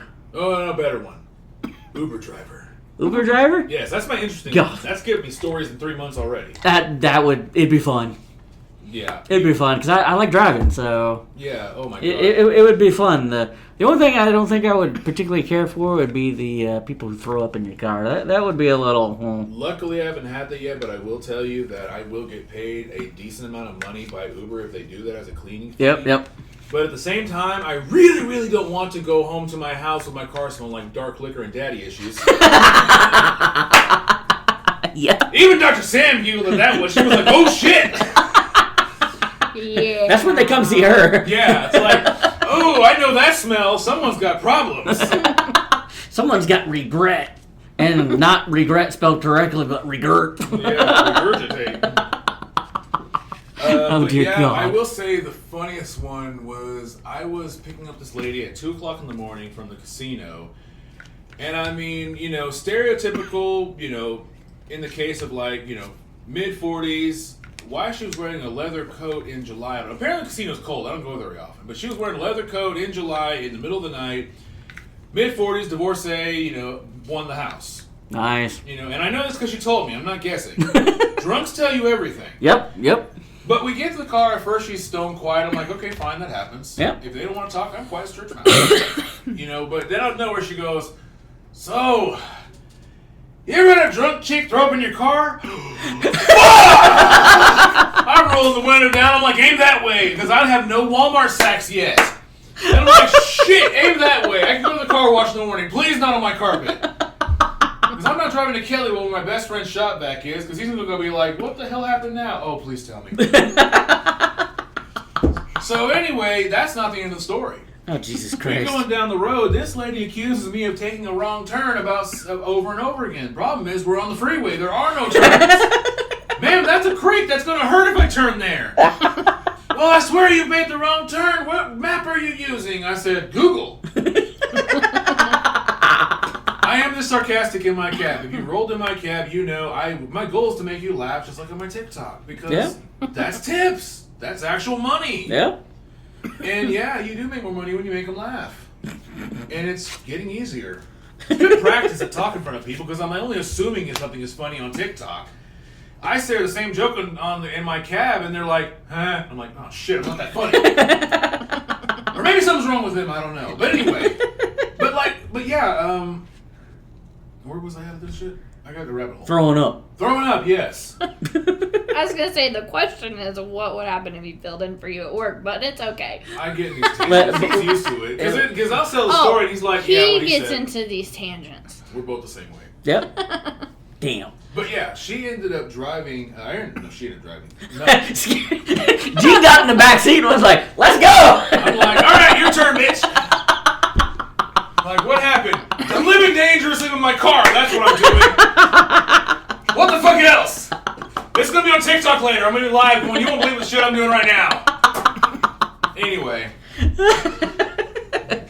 So anyway, you get to her house. Of course, finally she realizes I'm getting her to the right location. She's actually really cool. Like, between these weird drunk blonde moments, she was actually pretty damn cool. So by the end of it, she tips me pretty good. Like, I made like $20 in cash. She almost gave me a couple hundreds, but she's like, "Oh, wait a minute! I almost gave you those." I was like, "Damn!" I thought you really liked me. I was like, I saw those hundreds. I thought, "Oh, damn! She thinks I'm cute too." Never mind. She put the hundreds away. I'm not that cute. Oh, God. No, I think it'd be fun. Being a realtor? All I'm gonna say is neither one of you should fill in for me at work. Oh, come on! You would probably not be What, 'cause allowed it would be to fun? leave. Right? I mean, I do that sometimes on TikTok in my DMs a little bit. I mean, Well, I do have a public that is defender the good I'd let thing, you that guys can help deal people, with. which is nice. But yeah. Listen. Determining if someone should be let go from the mental health hospital would be fun. Oh, I'm the first one they're gonna look and go, what the fuck is wrong? Why are you going to him for advice? He needs a couch and maybe a hug me jacket. He's gonna hug himself right now in that white jacket. What are you here for? Doc, what am I here for? You're like, you're the court liaison. Be like, oh shit. Yeah. Your Honor, no, I did not do that. Oh, wait, that's the wrong court. Sorry. They're calling it this. I'm calling it hilarious and smartassery. Your Honor, well, why is the duct tape coming towards my mouth? What's going on here? Oh, shit. Why is that sheriff's officer? Oh, crap, he looks pissed. It's like duct tape, so that's what happens when you're found in contempt of court. I'll be damned. I would have done that a long time ago. Well, Your Honor, if I'm going out swinging, I'm going out swinging. Well, Like, in my so situation, I've got 3 seconds to say whatever the fuck I want. Right? If I'm already going to jail, fuck it. Let's make it hilarious. I'm going to make the judge giggle. the benefit of my court, though, is the judge just has to turn the off button, and then they're gone. And then it just ends. Like, video off or mute? Because if I know I'm being muted, I've got a whole Video. Oh, damn. Like shit. they will end. Like they will completely shut off the video for the patient who's getting irate. See, this is why we need you to get back to in person. So Your Honor, this is bullshit. I mean, bullshit. Crap. No, see, but then I got 4 deputies that would take care of the situation. Well, no. See, it'd be more of if we were in your shoes. Oh, doing court. Oh, dear God. Your Honor, I think this guy right here is a fucking lunatic. Oh shit, I can't say that. He's a fucking idiot. Crap. Fuck. It's like, what happened? Well, the doctor went to jail. If you say that one more time, what? And then You say it one more time, you're going to go to jail. For how long? I'm thinking. 24 hours. Well, I could really use a vacation. You should not have said that. I'm going to do it. We're going to put you in the padded room. Oh, you are?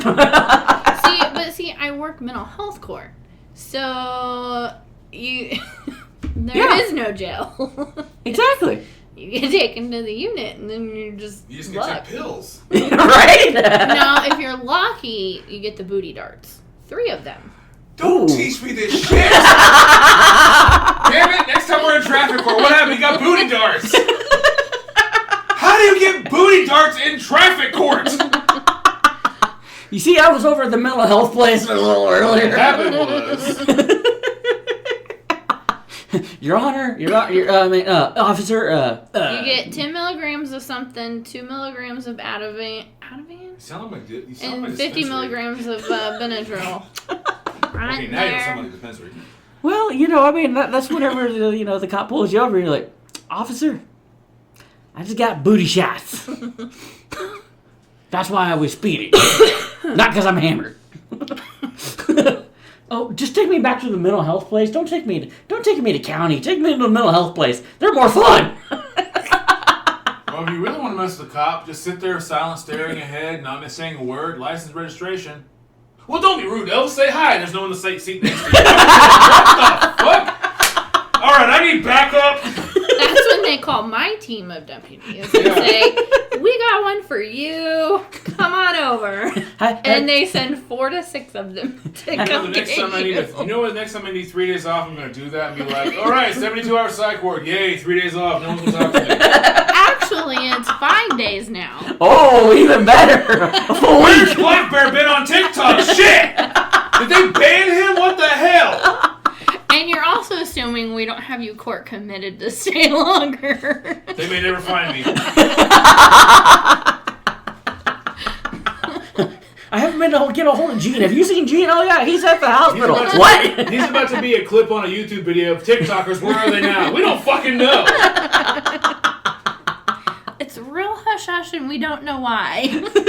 He said something about Hillary Clinton and he was gone.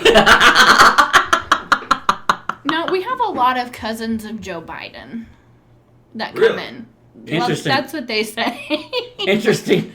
Now, one of them was African American, so I'm gonna go out on him and say that he's not. But could be wrong. I don't know. Does Joe sniff his kin? I don't know. That's even creepier. I've also had, what's that guy's name? Some country singer's wife. Dear Lord.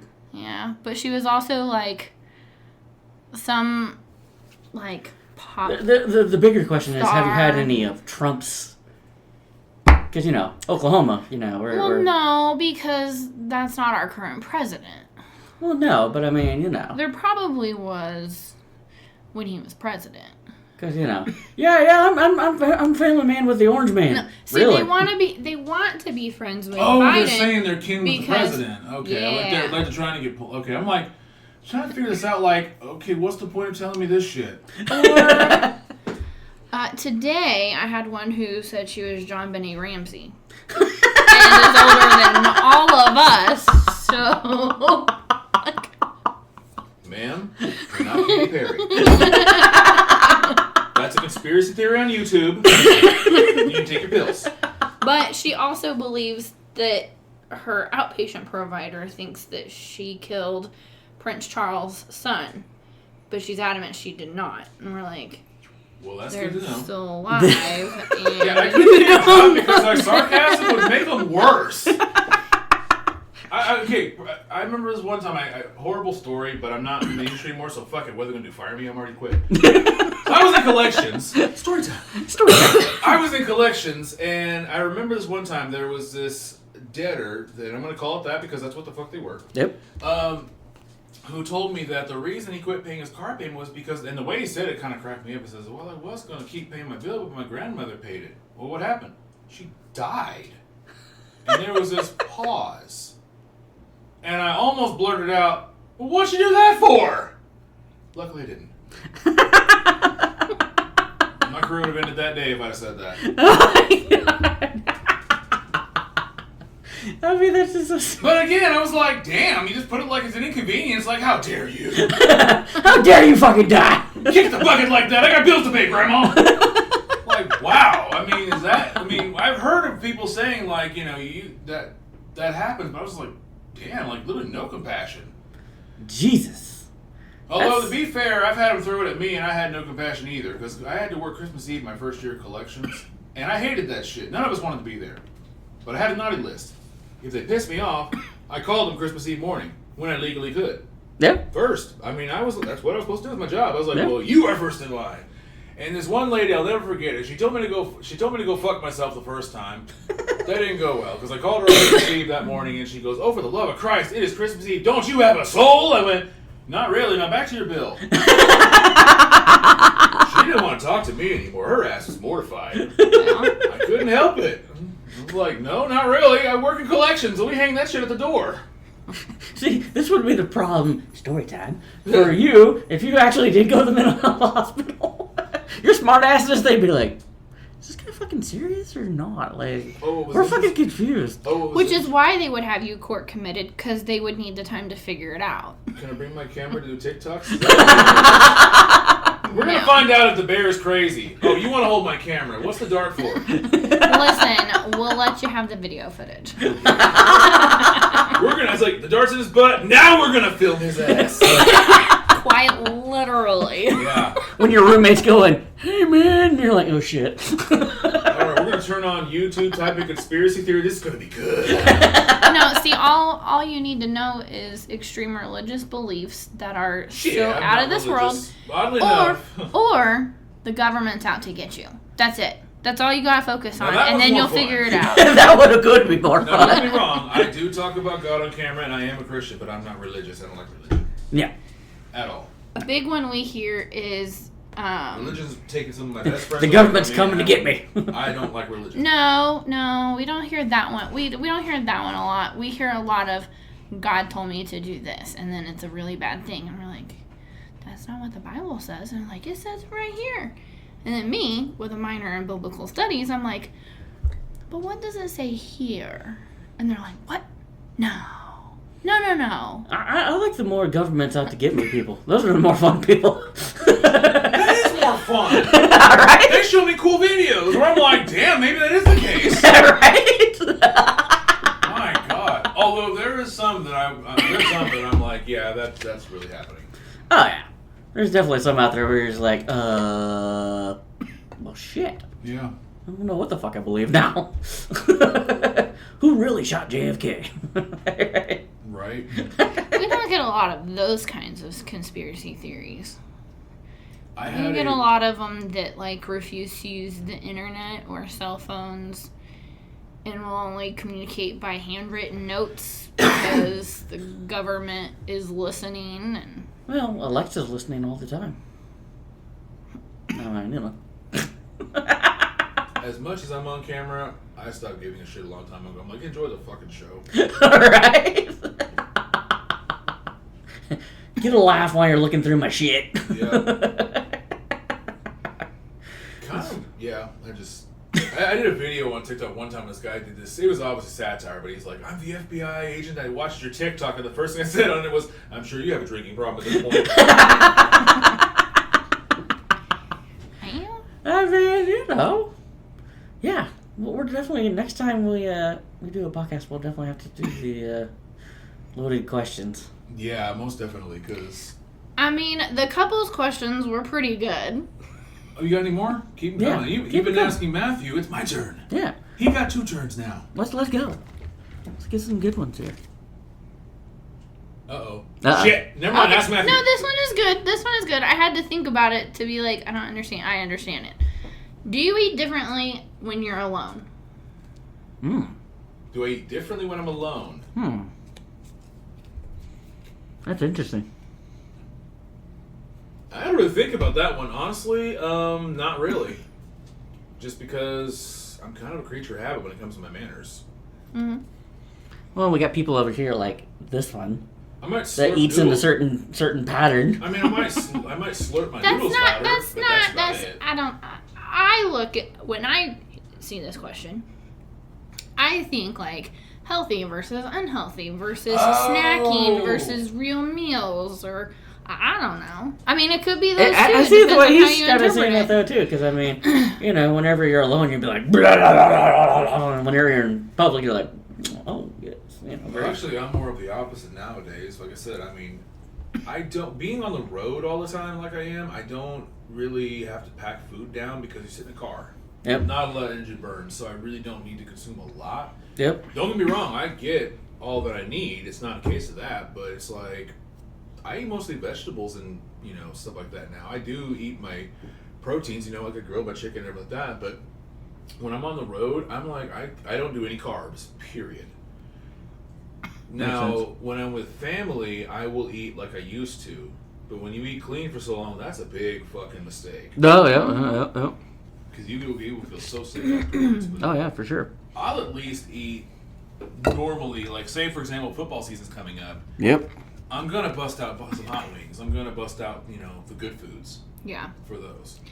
I will say, for me, I'm a snacker, but when I'm over here with Matthew, I don't snack quite like I usually do. No, we don't really snack too much. I mean, sometimes I'll make popcorn or something or be like, ooh, ice cream sounds good.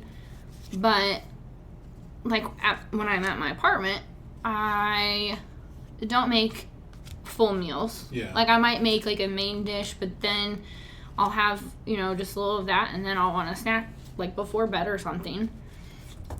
Cooking is very therapeutic for me. Yep.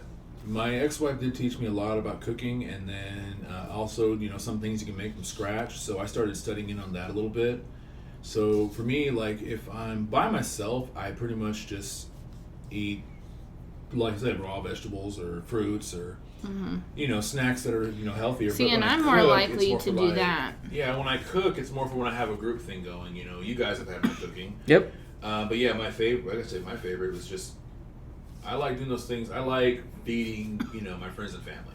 So yeah, it would be different just depending on. I will say, like, when I, cook for myself, I make pretty much the same things just because I'm not, like, I would love to cook. I'm just not the best at it. Yeah. I leave a lot of that to him. I think I've only cooked for you twice. Something like that. And it's not because I don't want to, it's just because I'm not. Let's just be honest. You are a good cook. And I bake. Yeah. This one would be great for playing your cards right after dark. All right. That would be a good one. That's a loaded question right there. That is a very loaded question. I had to tread lightly on that one because I may piss an ex off or two if I did that one too. So. The fuck you doing talking about that on the podcast? Well, was a Rolling Stone. Here's a good one for Okay, what you got? probably a little more towards playing cards right after dark, but All right. is it more important for a couple to have great conversations, lots of laughs, or great sex? Great sex. Me and my ex-wife make the best of friends. Need I say more? Yeah. We're divorced. Yeah. It's a thing. People taboo it, and no. You need to have. Well, you do need to have great communication, but you really need to have both. But I had a great friendship with my ex-wife, and yeah. Yeah. I'm playing the communication card. Of course you are. But I also think communication is the cause of a lot of, if not all, problems. Mm-hmm. And I feel like if there were effective communication, those other two areas could improve. They can. They can. I Ooh. ended up just becoming buddies with when it came to communication, which I mean I still will communicate, but at the same time, I really think that. I mean, I don't really believe in love languages anymore. I found out love languages were nothing more than what you were neglected from as a child. And I was like, well, damn, there went the romance into that shit. But it was physical touch. And for me, you know, it's one of those where, you know, I'll keep my hands to myself unless I'm in a relationship. Yep. And then that person, I can keep my hands off of them. Yep. So for me, you know, being that it was physical touch, you know, for me, that's important. Mm-hmm. You know, I've already been divorced, and trust me, I basically told my last girlfriend, I'm not getting divorced twice. So either I said, and I have some. It's a whole other can of worms you can give me on this topic on that, but like I said, it was just. I've had the communication where you were the best of friends with that person. You actually got along great. Yep. But then, you know, the other aspect of it is if you're not having sex, you're roommates. Yep. You're buddies. Yep. Totally. I mean, if you're not having sex with your partner, then what the fuck are you doing? I mean, and it's one of those things where I believe it has to be organic. Yes. It has to be. I don't believe in routine. I don't believe in chore. I mean, because Yep. too many people do that, and like I hate the term date night. I hate terms like that because the more structured it gets, the less spontaneous, the less fun, the less attractive.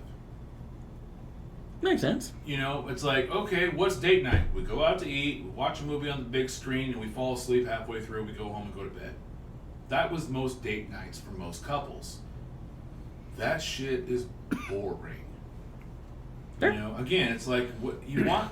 I'm a firm believer in having cool ass stories to go with, you know, whatever you're doing. You know, I mean, the perfect one I just gave the other day was where I mentioned I went to, our favorite bar, Route 66. You know, and I had taken a date out there. And it was first date. We had originally agreed to meet. We were going to see how the chemistry was as just friends. And it was a mutual thing. It wasn't like she was friends with me or I was friends with her. We were in online dating. We didn't know each other. So we're like, let's see what each other's like in person. Well, she sure shit found out. And by the end of the date, we were both like, friends our ass. We're dating.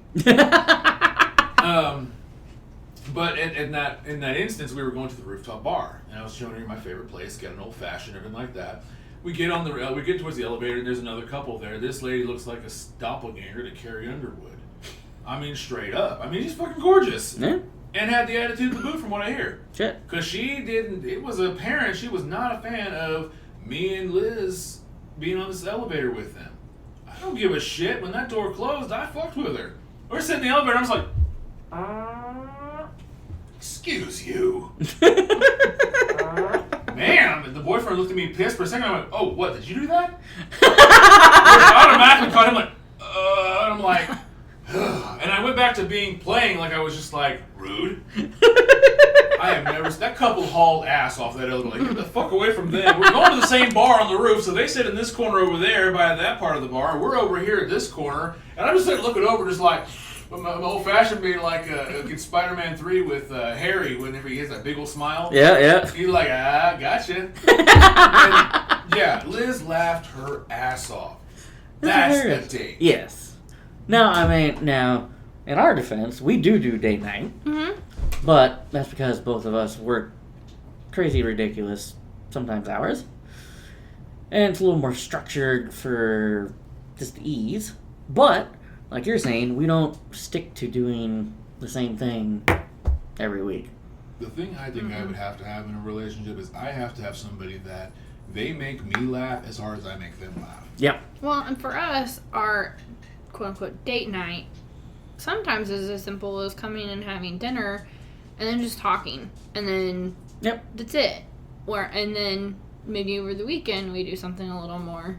Well, we also did it too because originally of, weekends before you lived in Tulsa. Yeah. Whatever, and even whenever you first got here, it was, we don't know what the weekends were like because I was working weekends, and we kind of made it to where, hey, during the week, let's have one night where it's just you and me. Yeah. Because weekends, we might go hang out with this guy, or, Yeah. Whatever. Not to say that we don't enjoy hanging out with you, but at the same time, we got to have You gotta have your us time. your us time, Yeah. because that's important. Well, and that was us making that a priority. Yes. And so, even though we work similar hours most of the time, Most of the time. it's still nice to have that to look forward to in the middle of a week. Yeah. Because I know for me, I love my job.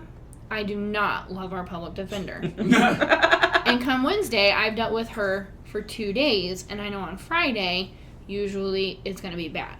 And so for me, it's nice to have that time to be in a safe place with my person and just not worry about life. Yeah. Yep. Not focus on work or what I need to get done, or at some points it was my school. I don't have to focus on that because that time is set aside for me and you to do whatever we wanted. And it could be going out to a new place to eat, or it could be watching CSI Miami or Law and Order or whatever we have on. And that is what I need. Because that's me. Here's a fun one. Yeah. What job did you have during your teenage years? Is the original question, but I'm gonna add on that sucked. McDonald's. Why? I mean, I already kind of answered earlier. Yeah. Why? Because It's McDonald's. yeah. I was the only person not high on my shift. For starters. Why does my quarter pounder have extra quarter pounder? That was a bigger deal back in the early 2000s. Yeah. Now you're And like, we're talking like 2004-ish. now you pull the McDonald's are all high, you're like, hey, the fries are gonna be badass. Right? But it wasn't terrible when I first started, because when I first started, I had a really good friend who worked there. Yeah. And we got the same shift because we were both in band. We both had same schedule, school schedules, things like that. Well, then he eventually quit.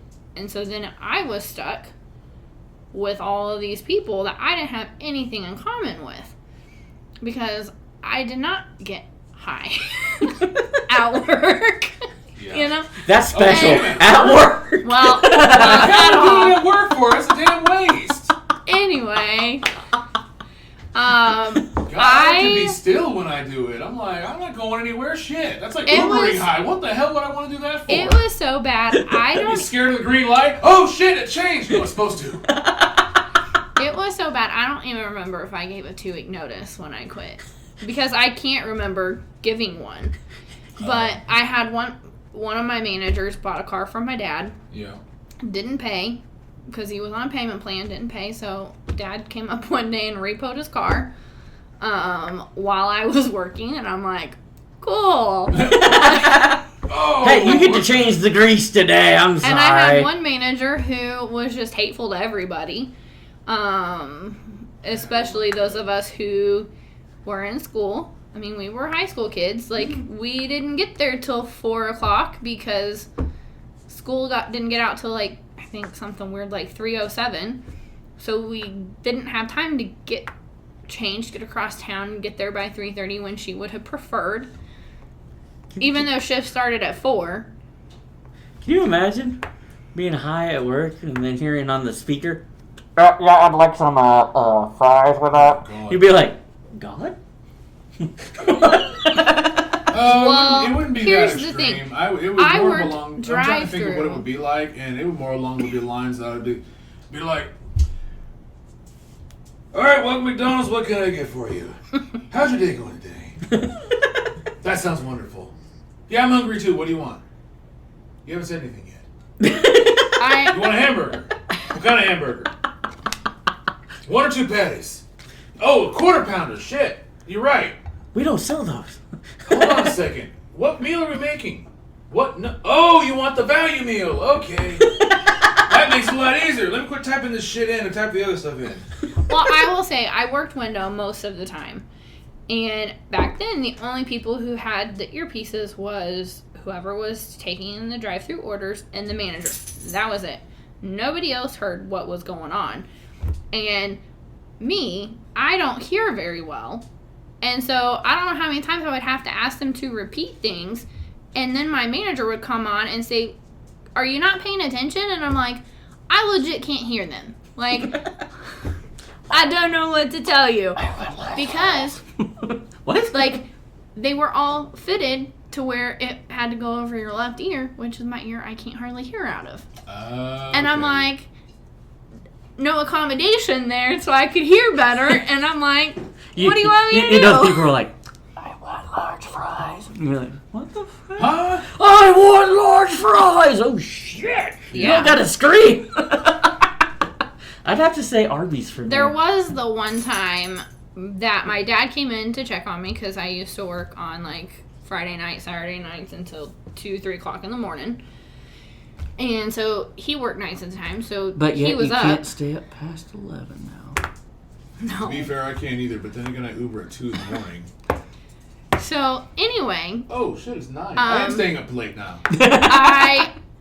this guy comes in with my dad, and my dad's sitting there in his Bronco gear, because, you know, it's my dad. Mm-hmm. And he's just drinking a milkshake, you know, just hanging out, making sure I'm okay. And this guy, we used to have the Ronald McDonald statue, you know, the creepy one. Oh, was that the one that had the arm out like that? Yeah. Yes. Oh my No, God. it gets better. Oh god. What, did it move finally? No. I knew it! This guy was drunk, okay? Oh god. And comes up to my dad and says, "Hey, you see that guy over there?" Looks at the statue and says, Oh my dad God. says, "Yeah," and he goes, "That's John Elway."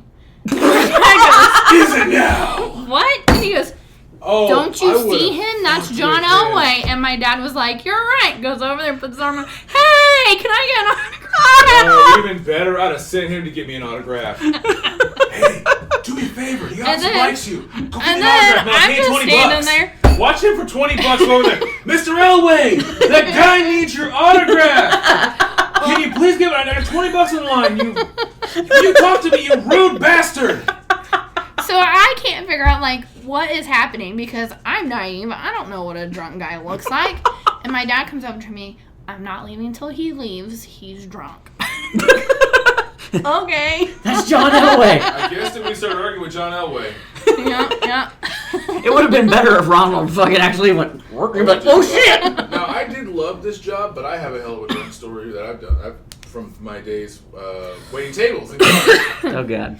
So I was at Village Inn, and I was working as a graveyard server, and there was 3 guys in there. We were all 6'3", 250 pounds. We looked like a bunch of bouncers waiting tables. This drunk dude comes in. He's a big old fat guy, balding head, suit and tie, just toasted. And I get him to get in the booth right at the front as close as possible because I'm like, if I go to the second booth, he's gonna fall over. So I get him the table, and I mean, I can work with drunks with the greatest of ease. They Yep. don't bother me. And so I was like, okay, so what can I get for you? You need a cup of coffee or something? He goes, I want ice cream. I'm like, you want what? I want ice cream. Did you say ice cream? Okay, ice cream it is. I'm like, and our policy was if we got a drunk that's like really gone, we called the manager got a cab ready. And by the time they got done eating, the cab's here, we sent him on his way. Yep. Pretty good system. So I tell him about it, of course, that's normal. But the thing that wasn't normal was I gave him his ice cream and then went to tell the manager. I come back, this motherfucker has a scoop of ice cream in each of his hands and he is scrubbing it up and down the fucking booth. I hold nothing back. What the hell are you doing? I was not ready for his answer. I'm eating my ice cream. What the fuck's it look like? My bad. Carry on. What else am I going to say? Stop? He him. He's rubbing over the fucking table. I'm like, I'm not dealing with you right now. It's 2 in the morning. He's the only table, so thank God no one else is in that place at the time. I'm like, I'm gonna go smoke. So I come back and somehow this dude he's laying on his back in the booth. This dude has a belly that's peeking over like a sunrise over the table booth. And somehow he rolls in this booth down the floor below, and he's on his back again under the booth, feet sticking out like the Wicked Witch of the West. Like, this is getting better and better. The cab finally gets there. It's like, it's late, but he's sleeping it off. We're like, whatever. And finally the cab's here, and we're like, all right, time for him to go. And I go over and tap him at the knee. I'm like, hey, buddy, time to go. Come on, dude. And he's alive, don't get me wrong. Yeah. But again, I couldn't help myself. He wasn't waking up, and I went, last call! And he sat up by my surprise and then hit his head on underneath the table. You saw the salt shakers jump. That sobered him up so damn quick. Where the fuck am I? What the hell happened? I said, you got drunk and fell asleep under a booth, sir. Don't worry, you still have your pants on. Your cab's here. Let's go. I'm not bullshitting. I said every word for word, and then I took him out there. He didn't hear me, apparently. He's like, okay, good. Maybe he did hear me. I don't know. He was pretty sobered up when he busted his head under the table. I got him to his cab. His car obviously left it there. I mean, Yep. how he got there is a miracle. But yeah, it was. And then once he left, I got the bucket of hot soapy water, a rag, squeegee, and just detailed the shit out of that. And I was like, that's my side work tonight. I'm out. That shit took 30 minutes because it was caked on at that point. Oh my Mike God. did not argue because he knew if he did, I'd have been like, watch me. I don't make but $60 a night. I will go down the street and do it elsewhere. I was in college. I didn't give a shit. Nope. I definitely would say mine was probably a toss-up between Arby's or DirecTV. So DirecTV, that was some funny damn stories. that's some funny shit right there. Yeah, but you also complain more about that one than you do Arby's. But that's why it was funny. Oh. DirecTV, it was. So let's frame this correctly here. So I worked 6 p.m. to 2:30 in the morning. So Oh dear Well, that's God. where you're wrong. yeah. So you get this is back when you had to you could call in for your pay-per-view. So you got the channel 593 and those channels, The which one are the wife can't find out about. exactly yeah. And it was interesting because the you'd have people be like, hey man. You're just like, hey, so, I need to get backyard hose too. And you're just like, Do you now? okay. Because all the pay-per-views, whenever you would order it for them, only showed channel number. It didn't show what the name of the porno was, whatever. And so I'd be like, what channel is it on? I don't know, man. I just know the title. And you're just like, wait, what? Wait, you're gonna make me look for it now? So, you'd have to go find it and whatever, and you'd find it in the guide. And, you'd order it for them, and then you just couldn't help but sit there and read the freaking descriptions of what the porno was about. And you're just like, it got to the point where I was like, okay, it's like the same guy like typing the descriptions for all these pornos because they sound exactly the fucking same. Like, what the hell? Backyard Hose 4 sounds like freaking, Slutty Sluts 2, whatever. You're just like, Wait, what was it called again? Slutty Sluts 2.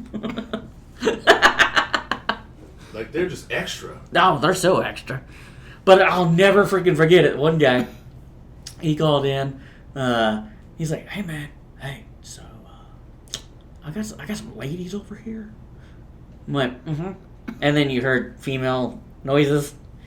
I was like, oh, God. What the hell? And then he's like, hey. Digital or real? Oh, yeah.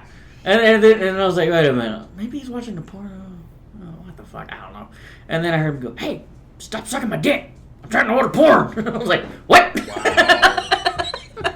Well, sir, that's just special. I was like, okay, I was not ready for that one. Well, excuse the hell out of me.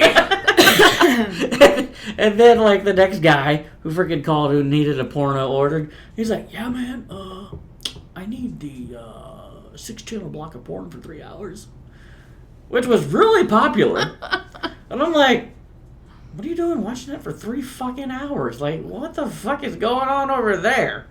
Like, Jesus Christ. And he's like, oh man, I like to channel surf. I like to channel surf between the Playboy and all the other extra spicy channels. And I'm like, Extra spicy. yeah. Anyway. I'm like, okay, cool. But nothing was better whenever, because I worked technical customer service. Hey man, I ordered a porno. Okay? And? Well, we're right in the middle of trying to do some action, and my TVs don't work. Okay? And? I can't fix your TV. Like, And it was like, so yeah. So we had a little glitch there. The editing, we will fix that out. All right. But yeah, freaking 6 channels of porn for 3 hours, Dear God. and you know, and He likes the acting. I was like, 15 minutes, I was done. I mean, you know, I did have a client one time who was in foster care, and her mom couldn't understand why the judge didn't want her to have a different job. Come to find out, it's because she was in pornos oh, and would bring the men home, Oh, shit. who would then cause trauma to the boy. Yeah. yeah, But that's it's a little- like, thought I'd seen it all, and then we got that. So yeah, I know a guy who actually was in porn. But what's interesting though is he told me about the dynamics of it. He said, "Dude, it's actually the legit, like the ones you see on like porn." He said those are the cleanest sets you'll ever find. oh yeah, He was like, everybody is like beyond tested, Oh, yeah. beyond everything. He's like, he goes. It sounds weird to say it like this. He said it's safer to sleep with a porn star than most chicks in a bar. I was like, damn. yeah, I believe it. But yeah, I definitely would Well, say not this one. Yeah, not all of them. Shit. no. But No. I would definitely This say one. that DirecTV was. Hit the bathroom. It was the one that was challenging and sucked the most. Mainly because of the people who got really pissed off that their TV stopped working. And yeah. You got called a lot of things, especially whenever you have a high college degree at that point, and you get told that you're nothing but a high school dropout, and etc., etc. So, that was fun. No, thank you. Probably not as fun as McDonald's, but, you know. McDonald's was not fun. I hated it. Well, I mean, I went from being a junior lifeguard to that. yeah, but now you always have the story of a guy thinking Ronald McDonald was freaking John Elway. I mean, I guess that's true. I mean, it doesn't get much better than that, I don't think. So, upcoming shows, we're going to have the shorts, we're going to have the first game, Tampa. I've been asked to do a book review, so Oh. we might include that. Book review. Yeah. Okay. I mean, I don't know what book I'm going to do yet. We still have the Moffat case to look at. Oh, yeah, I should probably do that a little more. I should probably do that. Next time we have Mr. Gino here on, we're doing loaded Game questions. Yep. That's going to be fun. That is gonna be a So blast. be prepared for a way different podcast than we've ever done at that point. We might actually film that one because that one might get a little That's what I was fun. going to say. Well, I was about to say, now that we've got a podcast together under our belts, I can go live on TikTok with ease. Yeah. And literally have it set up, because, I mean, they got the equipment. We could literally set it up to where we can have the camera right here and then see all three of us Yep. and do the live. Yeah. That would be really fun, and that would generate some buzz, because Yeah. we could very easily put, you know, the channel out there and subscribe, and again... that It'd would be a fun. We could do a YouTube live and TikTok live at the same time. Oh my god, simulcast. Simulcast it. That'd be awesome. Yeah, I'll put my platform on there. Listen, Hell yeah. my only job I'm hearing is to show up. That works. Basically. Well, of course, you're Dr. Sam. Yeah. Actual Dr. Sam. I am, yes. But not that kind of doctor. That kind of doctor. The kind of doctor that get me locked up. So I don't piss her off. In a padded room. Yeah. Actually, it's not padded. It's cement blocks. Damn, they don't like me. They're like, give Gene the cement room. Now there is a special bed in there. I'm sure, yeah, cement too, probably. It's my dream, bitch. Plastic. Oh, God. Damn, that's not much better. God. It's like, yeah, what did Gene do? What didn't he do? Plastic bed in a concrete room. Oh, God. So, yeah, we're going to have those coming up. Maybe we'll have to do that soon. Maybe when we get back from Tampa. Agree. Yeah, definitely. I'm down for that. This is fun. Yeah. Because this is his first podcast, everyone, so. I have very first one to ever be on. I do plan to have my own. Yep. And, yeah, then I will have you on that one, too. Hell yeah, buddy. This will be fun. Because, again, the other fun thing I'm trying to do that has gotten more attention than the podcast has been I'm wanting to do video game streaming. And so, which will have you on there, too, Yep. because you do Call of Duty Zombies like I do. Yep. And so the I do idea too, I is- just stink. Huh? I said, I do too, I just stink. Oh, well... Listen. Every group has that one player that has to get revived like 38 times. Where you're Yeah, like, that's damn it! me. That would be about Someone accurate. revive Dr. Sam. Son of a... Okay, hold on. Shit, now I'm down. Matthew, run for it! You know what this is going to become, though, because every time we play, it gets turned into, die, motherfucker! Oh, you stupid son of a bitch! That was that one we had that one night. It was a PlayStation 5. It Yep. was, which Black Ops Zombies were we playing? It took us 3 hours to set the damn thing up, and he killed us in 3 seconds. I'm like, the fuck was that? Starting over. No, the hell we're not. I'm going to sleep. We started over in college. My old ass is going to bed. Well, I think that's whenever I first got it, though, and first was like getting it set up or whatever, Yeah. because I didn't have it that long. That was pretty funny that night. Oh my god, I was pissed. I was like, wait a minute. Well, then there was the, we were doing something, whatever, and like, come here, you stupid little zombie motherfucker! Oh, when I was on the motorcycle. Or was it the motorcycle? Yeah. Dear God, I'm chasing this thing down, running him over like Grand Theft Auto. Gene, you're having too much fun. No such thing with a video game. Well, there's a level in there that I like to play. There's a tank. Oh, wow. Yeah, and then you tell me get in there, and then I have to shoot from it. But see, that's the idea that I have with is I want a video game stream. And like I said, they told me YouTube stream it, but also Twitch was the other one I heard. Yep. And my idea is that, it's obviously a work in progress, but I want to get game or classic game systems going. Yep. Because I guess, from what I've heard on Twitch, if you have old video games, they give you shit for it, from what I've heard. Fuck it, I want that attention. Yep. Alright, talk shit all you want. Most of us are ex-bill collectors. We will beat your ass verbally. Come on. We Hey. get a kick out of being talked shit to. Like, it's weird. I don't know what it is. I swear, I think I may need to have my head examined. Hey, you got somebody here? She's done it before, and she's like, well, He'll do. he'll be okay eventually. Well, the bigger thing of it is, I think that it's just fun. Yeah, and my idea is just to basically, we're all grown, and when I did the bitch original, I was like, bunch of grown middle-aged men. Of course, immediately I heard, why can't females be there? I was like, I never said that. Bring your ass on. When we say us and the boys, it's just the group. I was like, none of us are boys. We're all in our mid-30s. We don't say we go hang out with the men. We just miss the boys, the fellas. Right? And Hell. there's plenty of females that, they even call it that. We're hanging out with the boys. Yeah. Or whenever they, there's 3 females that are friends of mine that literally are just friends. And yeah, let them be, yay, there's me females where we're hanging out with the boys. That's just what we call ourselves. I don't know what to say. But yeah, like, I want to have it to where the couple of ideas are where I'd stream video games, live commentary, live everything, off camera, table with our drinks and my smoke.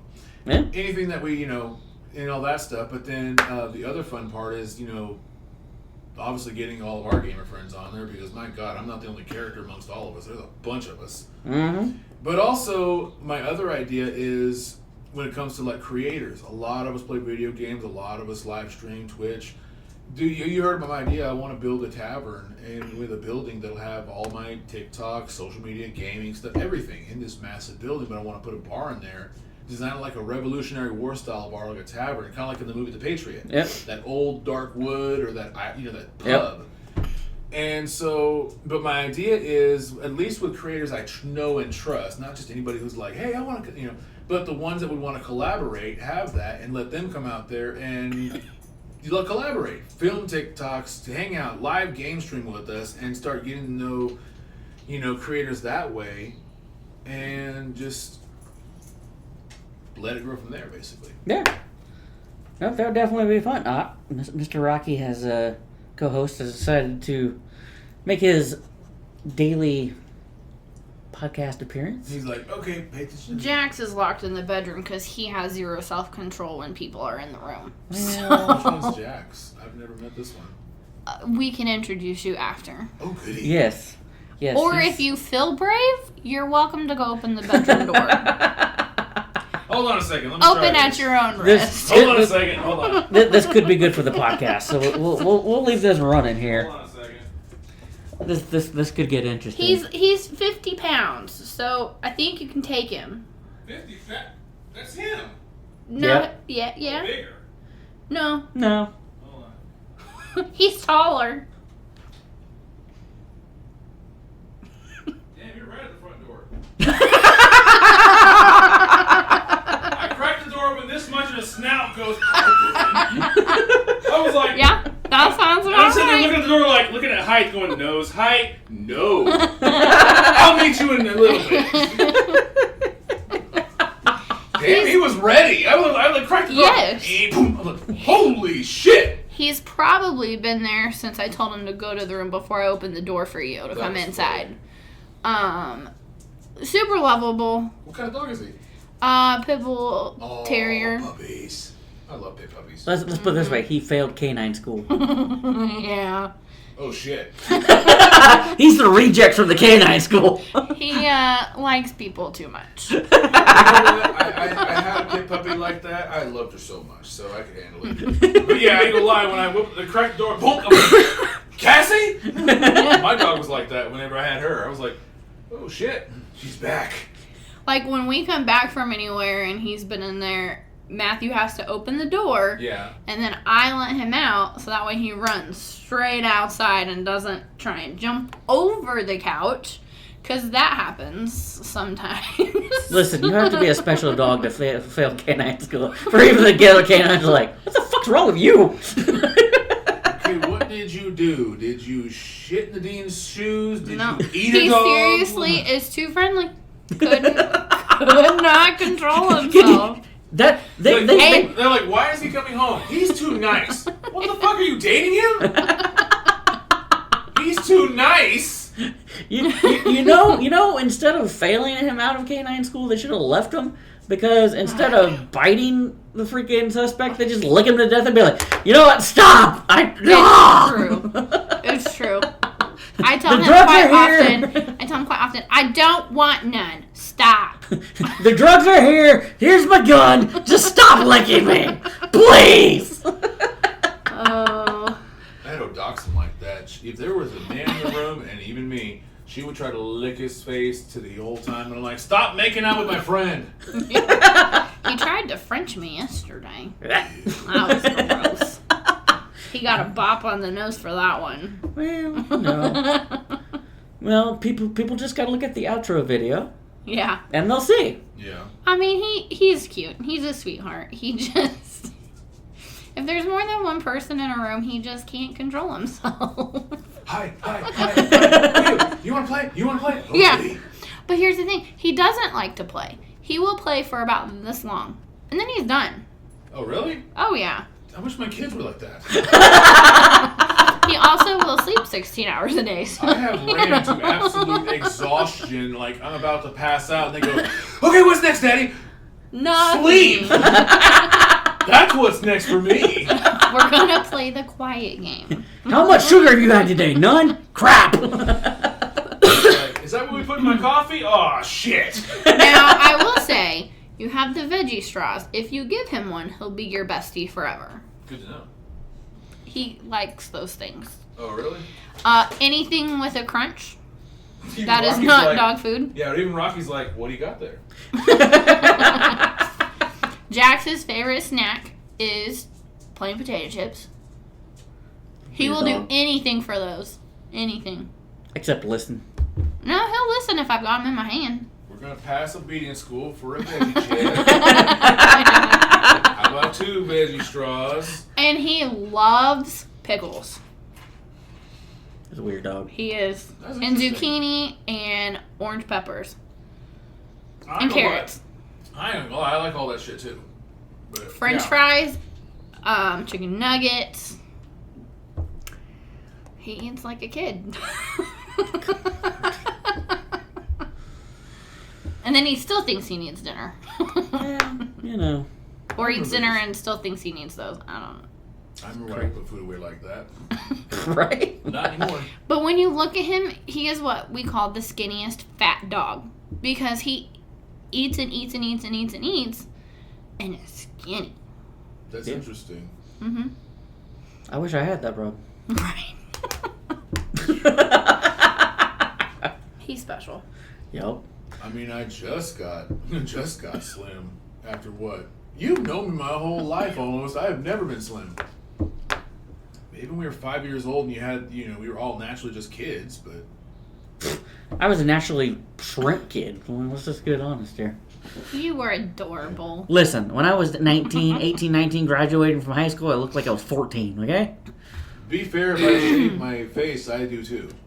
Well, not so much anymore. I'm getting old, but yeah. Well, you know, kids will do that to you. You were adorable. I'm telling you. I was telling her the other day. We need to have a contest. Who's changed the most since high school?